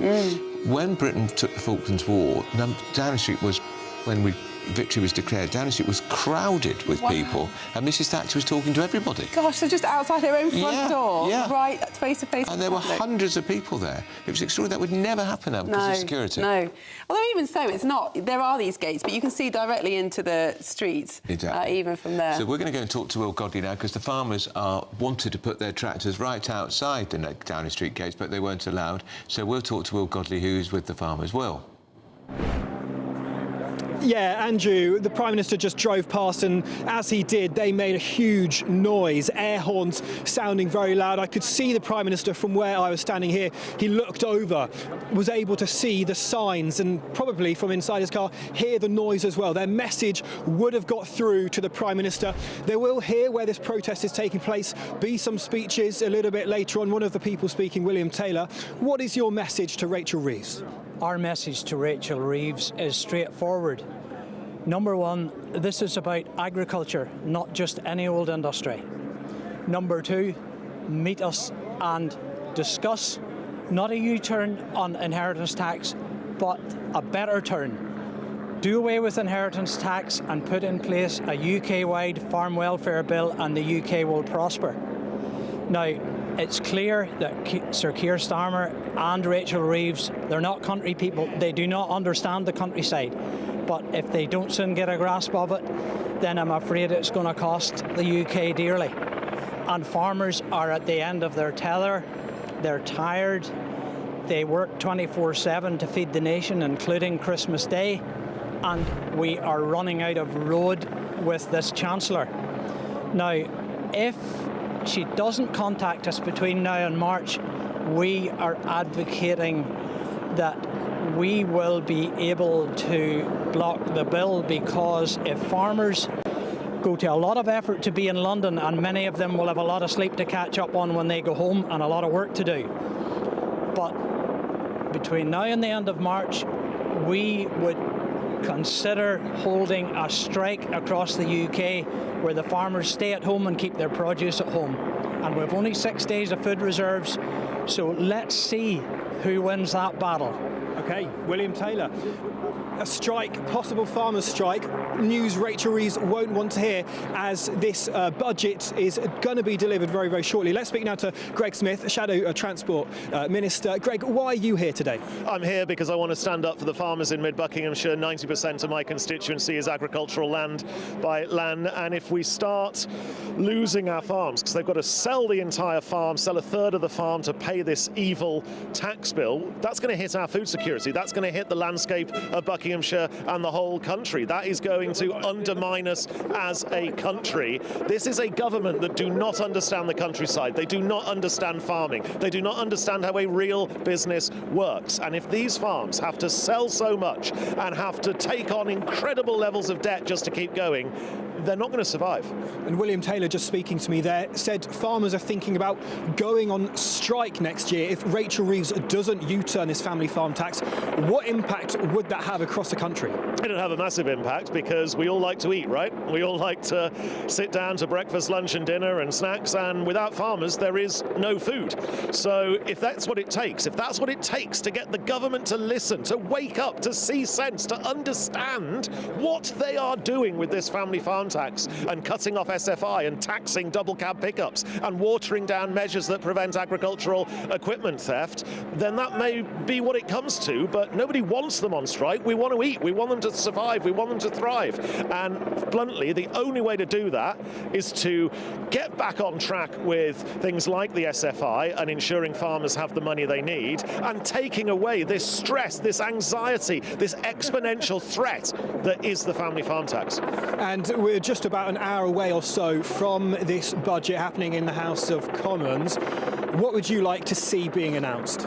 The number one thing has to be to scrap the family farm tax, and if they don't get that, that is an exponential threat to British agriculture. And you are the Shadow Transport Minister. We're hearing rumours there could be freezes to rail fares and other similar things as well. What would be your reaction to that? Well, look, I mean, rail is clearly very expensive, but what we can see through nationalisation is that's actually going to end up costing the taxpayer billions and billions and billions. And if they're freezing fares at the same time, well, where's the money coming from? Well, Greg Smith, thank you very much for joining us on GB News. This protest here in full swing, air horns underway, lots and lots of signs. Let me chat to you, sir. How come you've come here today to show your support for farmers? Oh, well, come from a family farm, 3-4 generations now. Just like to keep it here, really. I think it's wrong what they're all doing. So, you know, you've got to come and show your support, haven't you? And lots of concern about this family farm tax. I can see on your sign you're going to sell your farm if it's introduced. Well, Rachel Reeves is probably going to help me sell it for me, isn't she? Because we're going to be facing a 1.25 million tax bill off her with this inheritance tax bill that she'll be bringing in. So that's going to absolutely going to ruin us. About an hour until the budget's being unveiled. What would you like to see Rachel Reeves announce to support farmers? Just be more for sports. The farm acknowledges, you know, we're here to feed the UK, the nation and everybody. And the way she's treating us, the government couldn't care about us one bit. They don't recognise us anymore. The price of food's going up, but the price of our produce is going down all the time. The price of milk's just gone down 10 pence a litre, I do believe. Grain prices are so low. Foreign imports coming in from over in Eastern Europe. It's just, everything's just all wrong. Everything that's happening at the moment, the farming, it's been the worst it's ever been. It's been the worst I've ever known it. Well, thank you very much for joining us on GB News. Just about an hour or so until the budget. Rachel Reeves in the building, just metres away from us here, will be putting the final touches on her speech as she prepares to leave Downing Street in a few minutes' time. Thanks, Will. We're going to talk now to our GB News political correspondent, Catherine Forster. Catherine, just a little over an hour to go, Catherine. It's not long. I hope you can hear me okay. There are 2 helicopters overhead, just a couple of 100 metres apart. But a huge moment this for Rachel Reeves and the government, and indeed for all of us, because everybody is going to be affected by what she is going to announce. Now, we've heard a lot of it. I feel like we've heard about it endlessly, but I did speak to somebody senior in Labour in the last hour or so who tells me there are still some things that we don't know, so we will watch out for those. But look, they're going to announce all sorts of sweeteners, so freezing rail fares, freezing fuel duty, freezing prescriptions, putting the minimum wage up, and so on and so forth. But still, this is a government who last year did a huge tax-raising budget and said that they would never need to do anything like that again. And yet, here we are. They've got a £30 billion black hole, some of which is due to choices they have made to placate their own backbenchers.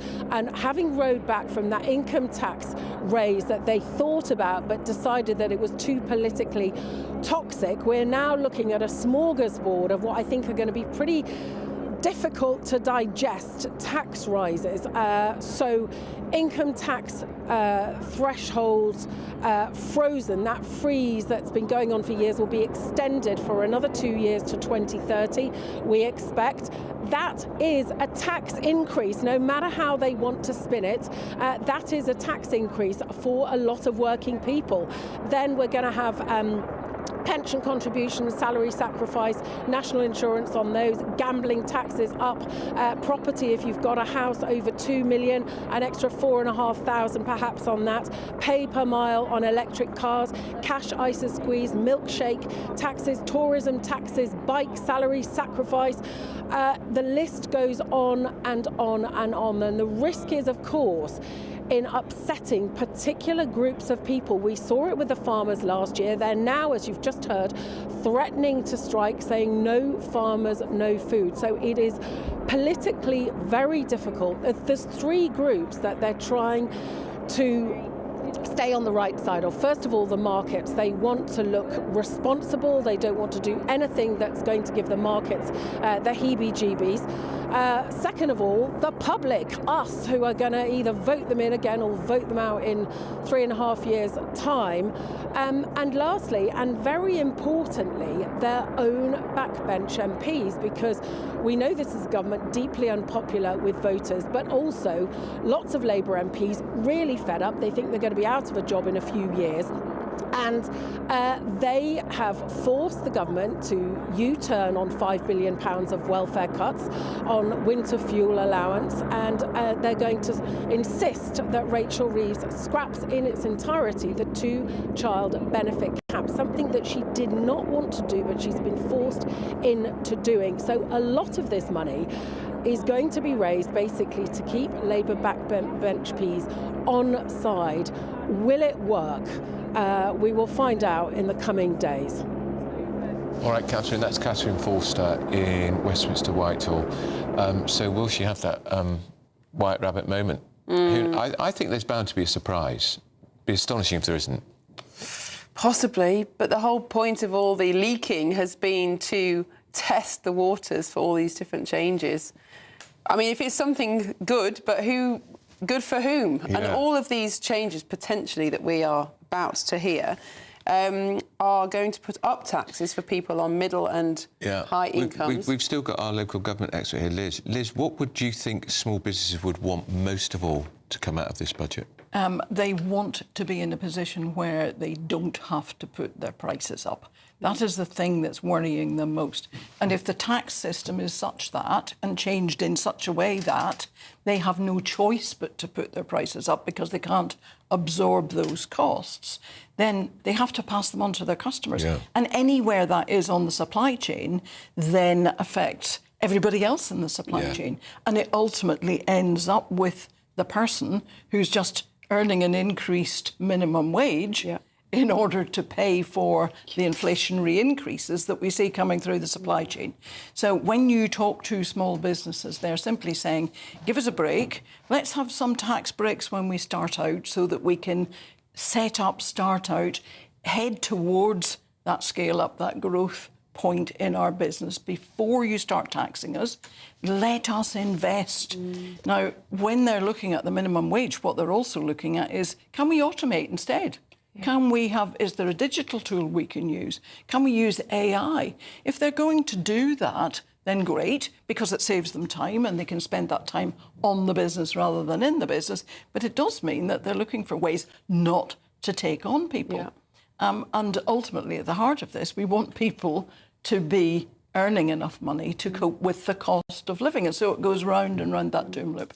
And they want clarity. They want certainty. An accountant who runs her own firm said to me the night before last, the last thing we want is another budget in the coming year.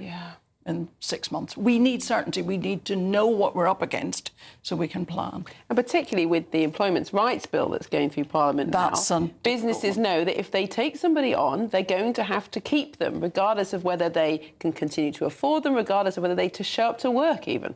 But don't forget that bill is still out for consultation. There are about 26 areas of consultation in it, which in itself tells you it's not quite nailed down there. There's a bit of jelly still attached to the wall, but people are scared. And it's that fear factor, and it's back to what the speculation that we've had over the last 6 months. Everybody's holding on to cash because they're trying to absorb any coming price increases rather than pass them on. Because we saw retail sales fell in the last month because people are cautious. But productivity is also down. Productivity dropped in the last quarter by 4.6%.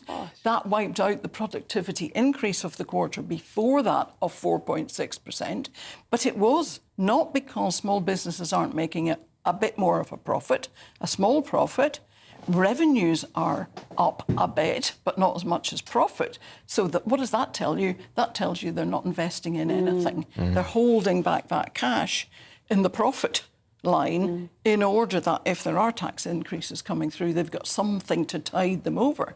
But given COVID and the pandemic, and the Ukraine war, etc., and the cost of doing business, most of those small businesses have nothing left in the pot. Liz Roberts, thank you so much for your expert opinion this morning. That was really, really helpful. We're waiting now for the Chancellor who will make that historic, it's not historic, is it, but it's iconic statement outside the chamber. She'll be with her fellow Treasury ministers and she'll be wielding that budget Big box. red box. And it all dates back, doesn't it, to the Chancellor who went to the Commons without his budget speech. And so the next year, the Chancellor held up the red box to say that he'd not forgotten his speech this year. And now it's a tradition. And so a tradition was born. It's really interesting what Liz was saying there about inflation and that the minimum wage, raising the minimum wage sounds like a good idea for people on low wages, but actually it's just going to push up the price of goods. So people on low wages then have to pay more for the goods that they have to buy. So it's not actually helpful at all for anyone, particularly on low wages, and particularly if they then don't get employed at all because it's too expensive for cafes and restaurants. This budget could well see unemployment rise even further, and it could put inflation up, because if people who have to pay a higher minimum wage have put their prices up, that puts inflation up. This is what happened last time. I think it's just the sense of powerlessness, isn't it, that business owners feel. They want to do their best to run a business, to employ local people. Small businesses often treat their staff like family, much better than bigger businesses. And yet now they're in this position where it's almost not worth opening for some businesses if they have to put their wages up and therefore their prices up, pay more tax. I think the dividends tax change could actually be the most significant change that small businesses face, given that that's how many... Just explain, some people might not know what that means. So most small business owners will pay themselves a minimum wage throughout the year. And then at the end of the year, when they can see what profits they've made, they then have to pay corporation tax on those profits. That's 19% already. And then anything they want to take out of those profits as additional wage, they have to pay dividends tax on, which at the moment is 8.75%. So don't forget, they've already paid the corporation tax on it, 19, so another 8.5%. So it's already higher than the basic rate of tax. But Rachel Reeves is potentially going to raise that quite substantially, potentially to be equivalent to the basic rate of tax, which is 20%. So if you think that business owners will then be paying all the normal taxes you pay to run a business, then corporation tax on the profit, then an additional, let's say 20%, it may not be that high, but an additional rate to get their own money out of their own business. For so many, it just won't be worth running at all, especially given all the risks that you face as a small business owner. No sick pay, no holiday pay, no automatic pension, no automatic leave rights, no automatic maternity rights. It's not worth it if you're then paying more tax than if you were actually just being paid by somebody else. We've got our panel back with us. Mike Parry is here. We're watching. Hang on, here's the Chancellor. Is Christmas cancelled? Are you about to break your manifesto pledges? Why are you about to freeze tax thresholds when you said you wouldn't? How can voters trust you, Chancellor? Are you coming back for more next year?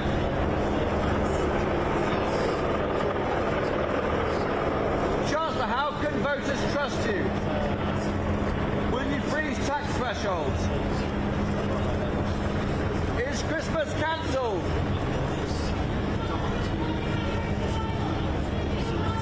Who's going to suffer the most, Chancellor? Will thresholds be frozen? Is that a breach of your manifesto, Chancellor? How can voters trust the thing you say, Chancellor? Should we cancel the turkey, Chancellor? Are you coming back for more next year, Chancellor?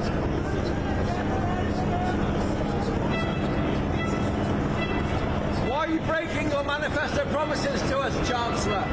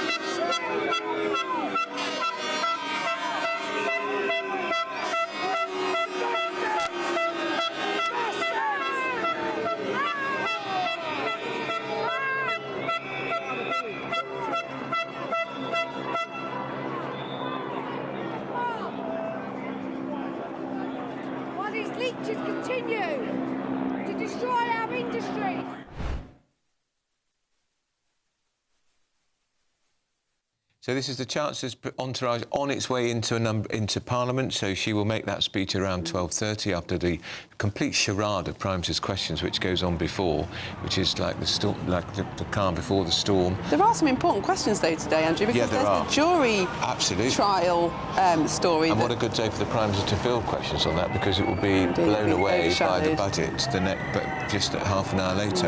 And if you were listening on the radio, you would have heard a voice keep shouting questions at the Prime Minister. That was the journalist from the press pack. I don't know which one. It's part of the. It was our very own. Yes. Chris Hope, he was shouting out, should we cancel the turkey, Chancellor? It's Christmas cancelled. Is she the Christmas Grinch? And of course, she didn't respond to any of the questions, but it's a tradition that happens every time the Chancellor's hollered and shouted at, Prime Ministers too. Let's bring in our panel, actually. I tell you who would be rather good at that role of shouting and hollering from a sedentary position would be our very own Mike Pat. Well, I know. Honestly, I think the Chancellor, to have the audacity to hold that, that box up, when we know it might as well contain a load of grenades, because that's what she's going to be chucking out this afternoon to all sections of society. There's one there for the private sector, there's one there for the aspirational, there's one there who want to educate their children in private schools. Horrendous, just horrendous stuff. Let's bring Seb Salakin, who's a Labour councillor who is first time you've debated with Mike Parry, who has a very interesting way of debating. I'm enjoying it a lot. Oh, God, we always enjoy Mike Parry. But you think there's goodies in the Chancellor's bag? I do, yes, certainly more than we might have thought there would be a few weeks ago. We had that update from the OBR, the picture improved, it looked like we were going to see an increase in income tax. That now doesn't seem to be happening, which I think will be a good thing for most people. That was very convenient, wasn't it? The OBR found out, the position's improved, so I don't believe a word of it, so she doesn't have to put up income tax. I don't believe a word of it. You're very pleased, Seb, that she's going to abolish the cap on child benefits. Yeah. 3 months ago, she told us the country couldn't afford it. Yeah, and 3 months ago, the country maybe couldn't afford it. I think it's one of those pragmatic things. Well, hang on, explain to me what's changed in 3 months. I don't know. No, do I. So no, nobody does. No, because I'm not in the Treasury. Would it be the I wish I unions? could. I wish I could give you those answers. Inflation's continued to rise, unemployment's continued to rise, borrowing's continued to rise, the cost of borrowing continued to soar. No, it hasn't. Maybe she got a phone call or two from a trade union leader. She found some money down the back of a sofa. I don't know, but yields have come down. You've got mortgage rates coming down, interest rates have coming down. A lot has improved. Look, I know if we look at the macro picture, it's not a rosy one, but there are parts that we can and should celebrate, and that's perhaps why she's able to do this. I think it's a really important one to anybody who cares about child poverty. It is known to be the best lever you can pull to fix child poverty, which the Labour government has promised to do in this Parliament. I think child poverty is relative anyway, but the issue we were just talking about the taxation of private companies, right, is that why 500 pubs have closed in this country since Labour came to power? Because the economics you were talking about is exactly that. A little country pub on its own cannot survive. It's only because you've got huge chains of pubs, like Tim Martin's, Wetherspoons and Stonegate and all that, by the economy of size, are keeping going.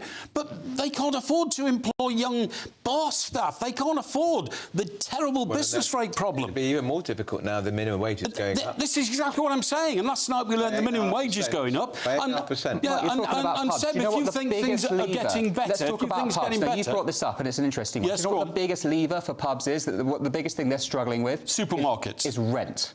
Because the rent is going up from their landlords, because you are incentivised as a landlord to increase your rent. If you bring the rent down, the value of your asset goes down. Nobody wants to do that. So if you want to tackle the problem with pubs closing, you start with those landlords. It's more to do with supermarkets, actually, and the tax that goes on food and drink in supermarkets and the VAT charged on the similar products inside pubs. That's a huge issue. But the biggest is, because it's so labour intensive, because you've got to have people to serve the drinks and you've got to have waiters and waitresses to serve the food, you've got to make the cost of labour cheap. And also, of course... So you've got to cut people's wages. You've got to cut people who are already on minimum wage, you've got to pay them less. Is that your No, you've got to make wages realistic. And young people starting should should not get the same as somebody else. The other issue, of course, we didn't mention last time, Seb, that because of Ed Miliband, the charges for the power in pubs and businesses in this country, electricity and gas, are 4 times what they are in America. Let's respond to that. Thing is, Mike,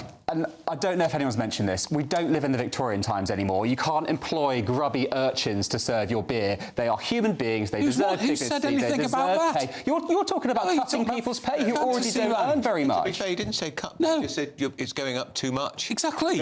Well, everything else is going up relatively. It's falling. Yes, because she stoked inflation. The Foundation is saying it is too big an increase. Because they're an economic think tank. I'm talking about people's work. Think tank. They're a think tank work on getting people back who focus on economics. I understand that, but the focus here is on making sure that people's wages are keeping up with the cost of living. That is the big issue. If you can solve that problem, you're golden. People lose their jobs as a result of this increase. Exactly. That's a fair trade-off. It depends at what rate. If there's mass unemployment, then of course it's a terrible policy. I just don't think that's going to happen. But she's stoking inflation from every quarter. Everything has gone up. Look at the cost of a pint. In 2010, it was about £4. Now, I'm paying £8 for my pint. Inflation is a chronic problem in this country. Exactly. Mostly due to the fact that successive governments have borrowed and spent far too much money. Correct. And this government is not turning that around. No, and the cost of energy stokes everything. Like, literally everything is down to the cost of energy. I say Ed Miliband is a dangerous zealot. Well, let's talk about energy. Where do you see those costs coming from? I'm sorry? Where do you see those costs coming from? What costs? Energy. Energy. Why is energy so expensive? Because Ed Miliband is on a mission to turn us into a green superpower by 2030, then the levies being put on energy to the ordinary working person so let's home put in some this numbers country. on that. Help me out here. Yeah. How much of your energy bill then comes from green levies? 40%. And how much comes from gas prices sold on the international market, as they all are, regardless of where they're drilled? Utter nonsense. Utter nonsense. We've got a North Sea full of gas. On this point, gentlemen, we will carry on the conversation. We're going to cross live to Easington, where support for reform is increasing in what always was seen as a traditional Labour stronghold. GBNews Deputy Political Tom Harwood is there for us. That's right, Andrew. We're here in the constituency of Easington. It's one of the most deprived parts of the United Kingdom, but of course this part of the world used to be such a powerhouse of economic strength for the country. There's been a remarkable political change here just in the course of the last 12 months. And I'm delighted to be joined by a councillor for the Reform Party, Louise Penders. Hi, Louise. Firstly, how's this part of the United Kingdom feeling right now? I mean, it's a tough time for the country. I think this part of the country is on tenterhooks at the minute because nobody knows what the Chancellor's going to do at 12:30 today.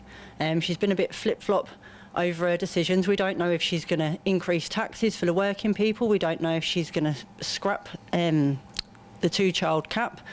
And everyone's just feeling a bit uneasy about it, to be honest. Now, the people you represent, a lot of them are on universal credit, a lot of them in receipt of benefits. What are they saying to you? Obviously, they'd be glad for the 2-child cap to be scrapped, but if it's another reform policy that Labour have decided to take upon themselves. But with reform, it would have been for the working class people. Are you concerned then that abolishing the 2-child cap on benefits might have some perverse incentives for people who are out of work? Oh, absolutely. It will just mean that people can just continue to have children, and they'll just live off the state. I mean, that's interesting because you yourself have a number of children. You benefit from this policy. Yes, I will benefit from this policy being scrapped myself, but as a working family, I can't, sorry. Yeah, no, but it is really interesting to see the political change in this area. I think no one was expecting quite how many of your colleagues at Reform would be elected in this entire county. Why do you think that was? People just need change. Everyone's fed up with the way that the country is being run, and everybody wants that change. This is, of course, one of the areas where people have promised change for a long time, but strangely, the Labour Party seems to have dominated this part of the world at the parliamentary level, well, since the Labour Party was founded. Do you sense the sands shifting here? Yes, absolutely. You've gone from Labour dominating the area, and, as I say, everybody wanting change. I can't do this. Well, no, Louise, thanks so much for talking to us about that. I think one of the most interesting things about this budget is, frankly, the expectations that people have had for quite some time. People have been thinking about their lives and voting for change. I mean, back in 2016, the country voted to leave the European Union. Politicians promised change. In 2019, people voted overwhelmingly for Boris Johnson's government, hoping that there would be change and being disappointed largely with the outcome. And then again in 2024, a massive vote for change. Has it felt like the country has changed? I think for many people voting in parts of the country like this, perhaps it hasn't. Big thanks to Louise, Councillor Penders, but back to you in the studio. Thanks, Tom. Thank you very much. Home Security Editor Mark White's here with us with some breaking news. Yes, this relates to that car ramming event back on the 26th of May this year when Liverpool were celebrating winning the Premier League. Paul Doyle, 54-year-old, starting his trial, charged with multiple counts of wounding and other charges relating to this car ramming event. He had pleaded not guilty. He has dramatically now, just in the last few minutes, changed his plea to guilty of all charges. He was sobbing in court.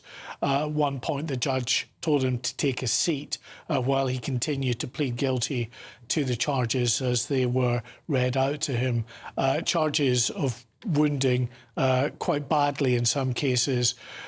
Individuals from the age of 6 months up to people in their 70s who had been in Liverpool city centre for those celebrations. Hundreds of thousands had packed Liverpool city centre for the celebrations after that Premier League win.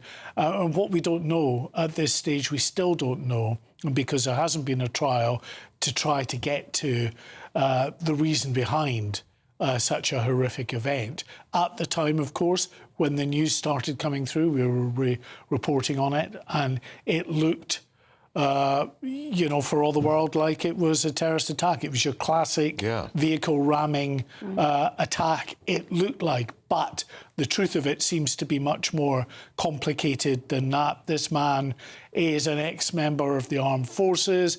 There's some talk about whether he had been suffering from post-traumatic stress disorder, whether drugs were consumed. All that will now come out when we go to the sentencing phase, which will be at a later date. There'll be all kinds of details that will have to come in terms of the mitigation that will be put forward by his defence team, along with the aggravating factors that will be put forward by the prosecution here. So in that mitigation, we should get an indication of what on earth this man was thinking about when he rammed that vehicle into all those members of the public out on that day that should have been a day of celebration. Absolutely. All right, Mark, thank you for that. We're going to go back to Whitehall now and talk to Chris Hope. Well, we'll soon be returning down we think he might be talking. He's on the fence. Big day He's for on the fence political journalists. Top contact, but I think we've got Chris Hope now. And of course, don't forget, still to come, we've got, before the budget speech, we've got Prime Minister's questions. Kimmy Bade not taking on Sir Keir Starmer. I imagine there'll only be one story in town apart from the budget: the abolition of juries. Absolutely, yes, huge story. Really appalling. And a good day for political journalists, however. But what will be really interesting about this budget is so much has been trailed beforehand. We'll almost be sitting there ticking off the things that she announces. Exactly. But then how much extra was going to be in the big red book? It's a pamphlet of, you know, often hundreds of pages that's handed out to MPs as soon as the budget is finished. It's not, and it won't just be journalists pouring through those details. There'll be financial analysts all over the country. Accountants, banks. Going through page by page, line by line. And often you find a little floating iceberg that they hope nobody had noticed. Yeah. Or sometimes you find mistakes where they've introduced something that will have consequences very different to how they intended. Exactly. But we can now cross to Chris Hope, who is live after having shouted at the Chancellor in Downing Street. Chris, you didn't seem to want to answer your questions about whether she was cancelling Christmas. Yeah, and is she the Christmas Grinch? Well, if we get a question later on, we'll be asking that, because it looks like they will be jacking up taxes. I mean, the narrative here they've got to try and combat is they want to increase benefits by £15 billion. That's paid to people who aren't working. and use the tax raise on working people to do that. How is that justifiable? How is it that if you freeze tax thresholds, when you said you wouldn't this time last year, how is that not a tax on working people? I've noted that some of those ministers dispatched into the morning interviews this morning now say they're not going to increase the headline rate of income tax, VAT or national insurance. That, of course, means they can increase the thresholds at which we pay it, and more people are dragged into it because of quite high inflation. And that's clearly where this policy is going. The quotes last year from Rachel Reeves are interesting. I have come to the conclusion that extending the threshold freeze would hurt working people. It would take more money out of their pay slips. Well, if you're doing it again this time, Rachel Reeves, should we now cancel Christmas? And Chris, what is the mood of Labour MPs? A year ago, there was so much excitement. The first Labour budget for 14 years. Second Labour budget, I imagine the mood is much more subdued, with the polls looking terrible for the Labour Party. The polls are terrible. We're told this will be a Labour budget with Labour values, and that means things like lifting the two-child benefit cap, which might go down very well with the backbenchers and the activist base. But I think in the wider country, people might wonder why they're doing that when most people choose whether to have children or not, and whether they can afford it. But if the state will step in and help you afford it, why is that fair? So that's a question they've got to answer. That will tickle the tummy, I think, of Labour. And we'll be watching, of course, closely, I think, the markets, because what the markets want to see is control on spending, and that means, frankly, cutting that benefits budget set to rise to 100 billion by the end of the decade. So far, no sign of that. So watching how the borrowing, the markets move, will be part of this conversation this afternoon when we hear from Rachel Reeves around 12:30 on GBNews. And Chris, do you hear any hints that there could be a little white rabbit coming out of that Chancellor's hat? The unexpected good piece of good news? I can't see where it is, because if you look at what's been announced already, they've done the good news already going into it. This is frankly, like Christmas. You spend all the money on the credit card going into the big day, and then, of course, the cost of all that spending comes afterwards, and that, of course, is the budget. If you look at what they've done so far, they've frozen prescriptions, they've maintained the triple lock on pensions, train fares frozen, wages up, milkshake tax, know about that, of course, not so good for some people, but we do know how they're going to spend the money. The question now is how they're going to raise it, and that's why we're looking at probably £20 billion worth of tax increases, maybe some more to allow for this headroom, this rainy day fund she wants to create for herself, so she won't come back next year. One of the key questions we should be asking all ministers and Rachel Reeves herself is, will you be back again next year, or is this really it? Because a year ago she said she wouldn't be back next year, and here we are again, increasing taxes. There's been so much criticism of the long lead up to the budget, all the speculation, all the leaks, but one advantage of that is that it has given the media, the public at large, much more opportunity to really understand the constraints that our economy is under, and perhaps to be more suspicious of a government that's not willing to make spending cuts. Do you think there could be actually some democratic advantage to this long lead up in the long run? I think if you look at this chaotic briefing, and I was in number 9 Downing Street for that speech when she set out apparently pitch-rolling for an increase in the income tax rate, that obviously was reversed because it wouldn't go down very well with anybody, not least Labour MPs who have to sell that on the doorstep, given they said they wouldn't do that. So I think, that's where we are. We are so kind of familiar with the arguments on the budget. It might well mean that when it actually comes out, it's quite a damp squib. We've been so prepared for the horrors of what's going to happen, it may not be as bad as you think. So bizarrely, the chaotic nature of the past 3 weeks going into this period, which has alarmed everyone from business to anyone at home, any viewers and listeners, of course. There might be that actually isn't that bad after all, but it's been certainly a chaotic way of doing it, and quite what Lindsay Hoyle makes of this. In the old days, Andrew and Miriam, we know the stories from down at number 10. If any bit of the budget leaked, the Chancellor would resign. Well, she's still here, and lots of it has been briefed. Yeah, she's still here for now, Chris, but I'm not sure she'll be Chancellor for very much longer. That's Chris Hope, our very fine political editor. Well, Keep Well, I was going. going to say, Andrew, what I'd look out for is it can unravel very rapidly, like the pasty tax did for George Osborne back in 12, 13. If that starts to happen, if the budget starts to get unpicked in coming days, it's a moment of maximum jeopardy for the Chancellor. So yes, we know what's going to happen, but if she starts reversing on anything in this budget or launching a review after it's announced, then her credibility will be shot and she'll be in real trouble. So it's a moment of maximum jeopardy for this Chancellor. And only two things matter in the next 12 months: this budget and next May's local elections. Chris Hope, thank you very much. Of course, that is what happened to Kwasi Kwarteng as well. And I was there in the chamber during that budget, and I was sitting next to colleagues, obviously, on the Conservative benches. And every time he announced a new surprise measure, scrapping the highest rate of income tax, we were saying to me, did I really hear that? Did I really hear that correctly? There were so many rabbits. Possibly not so many this time. Yeah, I mean, I think the Chancellor's credibility shot to pieces already, but so can it be shot even more? Probably it can. Let's go and talk about farmers, because Will Godley is with the farmers, who are pretty furious in Westminster. Will. Yeah, Andrew, Miriam, good morning. They are absolutely furious. The atmosphere here changed very, very quickly when Rachel Reeves came out from a group of friends, colleagues, people who all work together across the country, catching up with one another and here to make a stand. So when Rachel Reeves came out, there was a visceral seething, seeing her drive past, people tooting their horns, shouting at her. Tim Hayward was there. Do you think she got the message? I don't think she could have missed the message, could she? What are you hopeful for? Well, obviously, we're still hopeful for change. That's why we're here. We've been coming here for the last year now. And, the government have got a way out of this. They can design this policy to protect the people it needs to protect, hit the people it needs to hit, and raise more money for the public purse. And they seem to be refusing to come to do that. Why would any rational government do that? And Tim, in terms of Rachel Reeves, what she's going to say today, is there anything you're particularly wanting to hear? Well, particularly, obviously, we want to hear some movement on the APR and BPR, but we're really worried about national insurance on rental income. That's definitely one we're worried about. And raising the minimum wage again. That's all stuff that clobbers small businesses like ours. Tim Hayward, thanks for joining us. Let's speak to Kathleen and Kurt. You're both here protesting today. Come from far and wide. Kathleen, why are you here?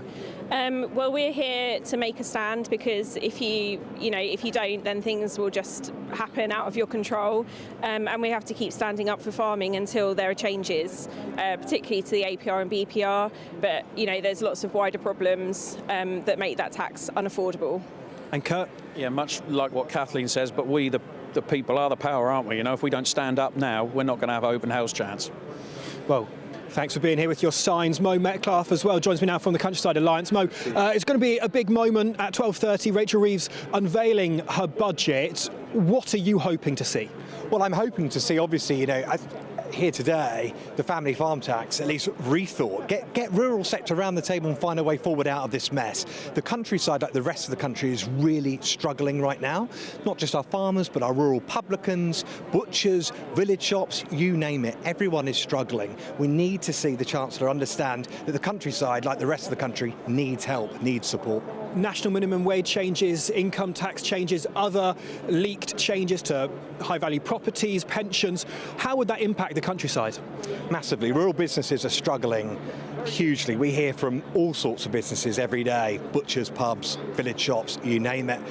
We just need the people in the Treasury in Whitehall to start listening to the countryside, stop telling us what to do and work with us to find solutions that are going to actually work for the countryside. Mo Metcalfe, thanks for joining us on GB News. Lots of farmers here awaiting to hear what Rachel Reeves says later on. Will Godley, thank you so much for that report from Westminster. And we are hearing that a number of arrests have actually been made on farmers by the Metropolitan Police at that protest. And we've even heard talk that some of them have been handcuffed. For God's sake, they're not a threat to public safety. No, quite. Well, still to come, we have not got long now until Rachel Reeves announces her budget in Parliament, so stay with us for all the build-up.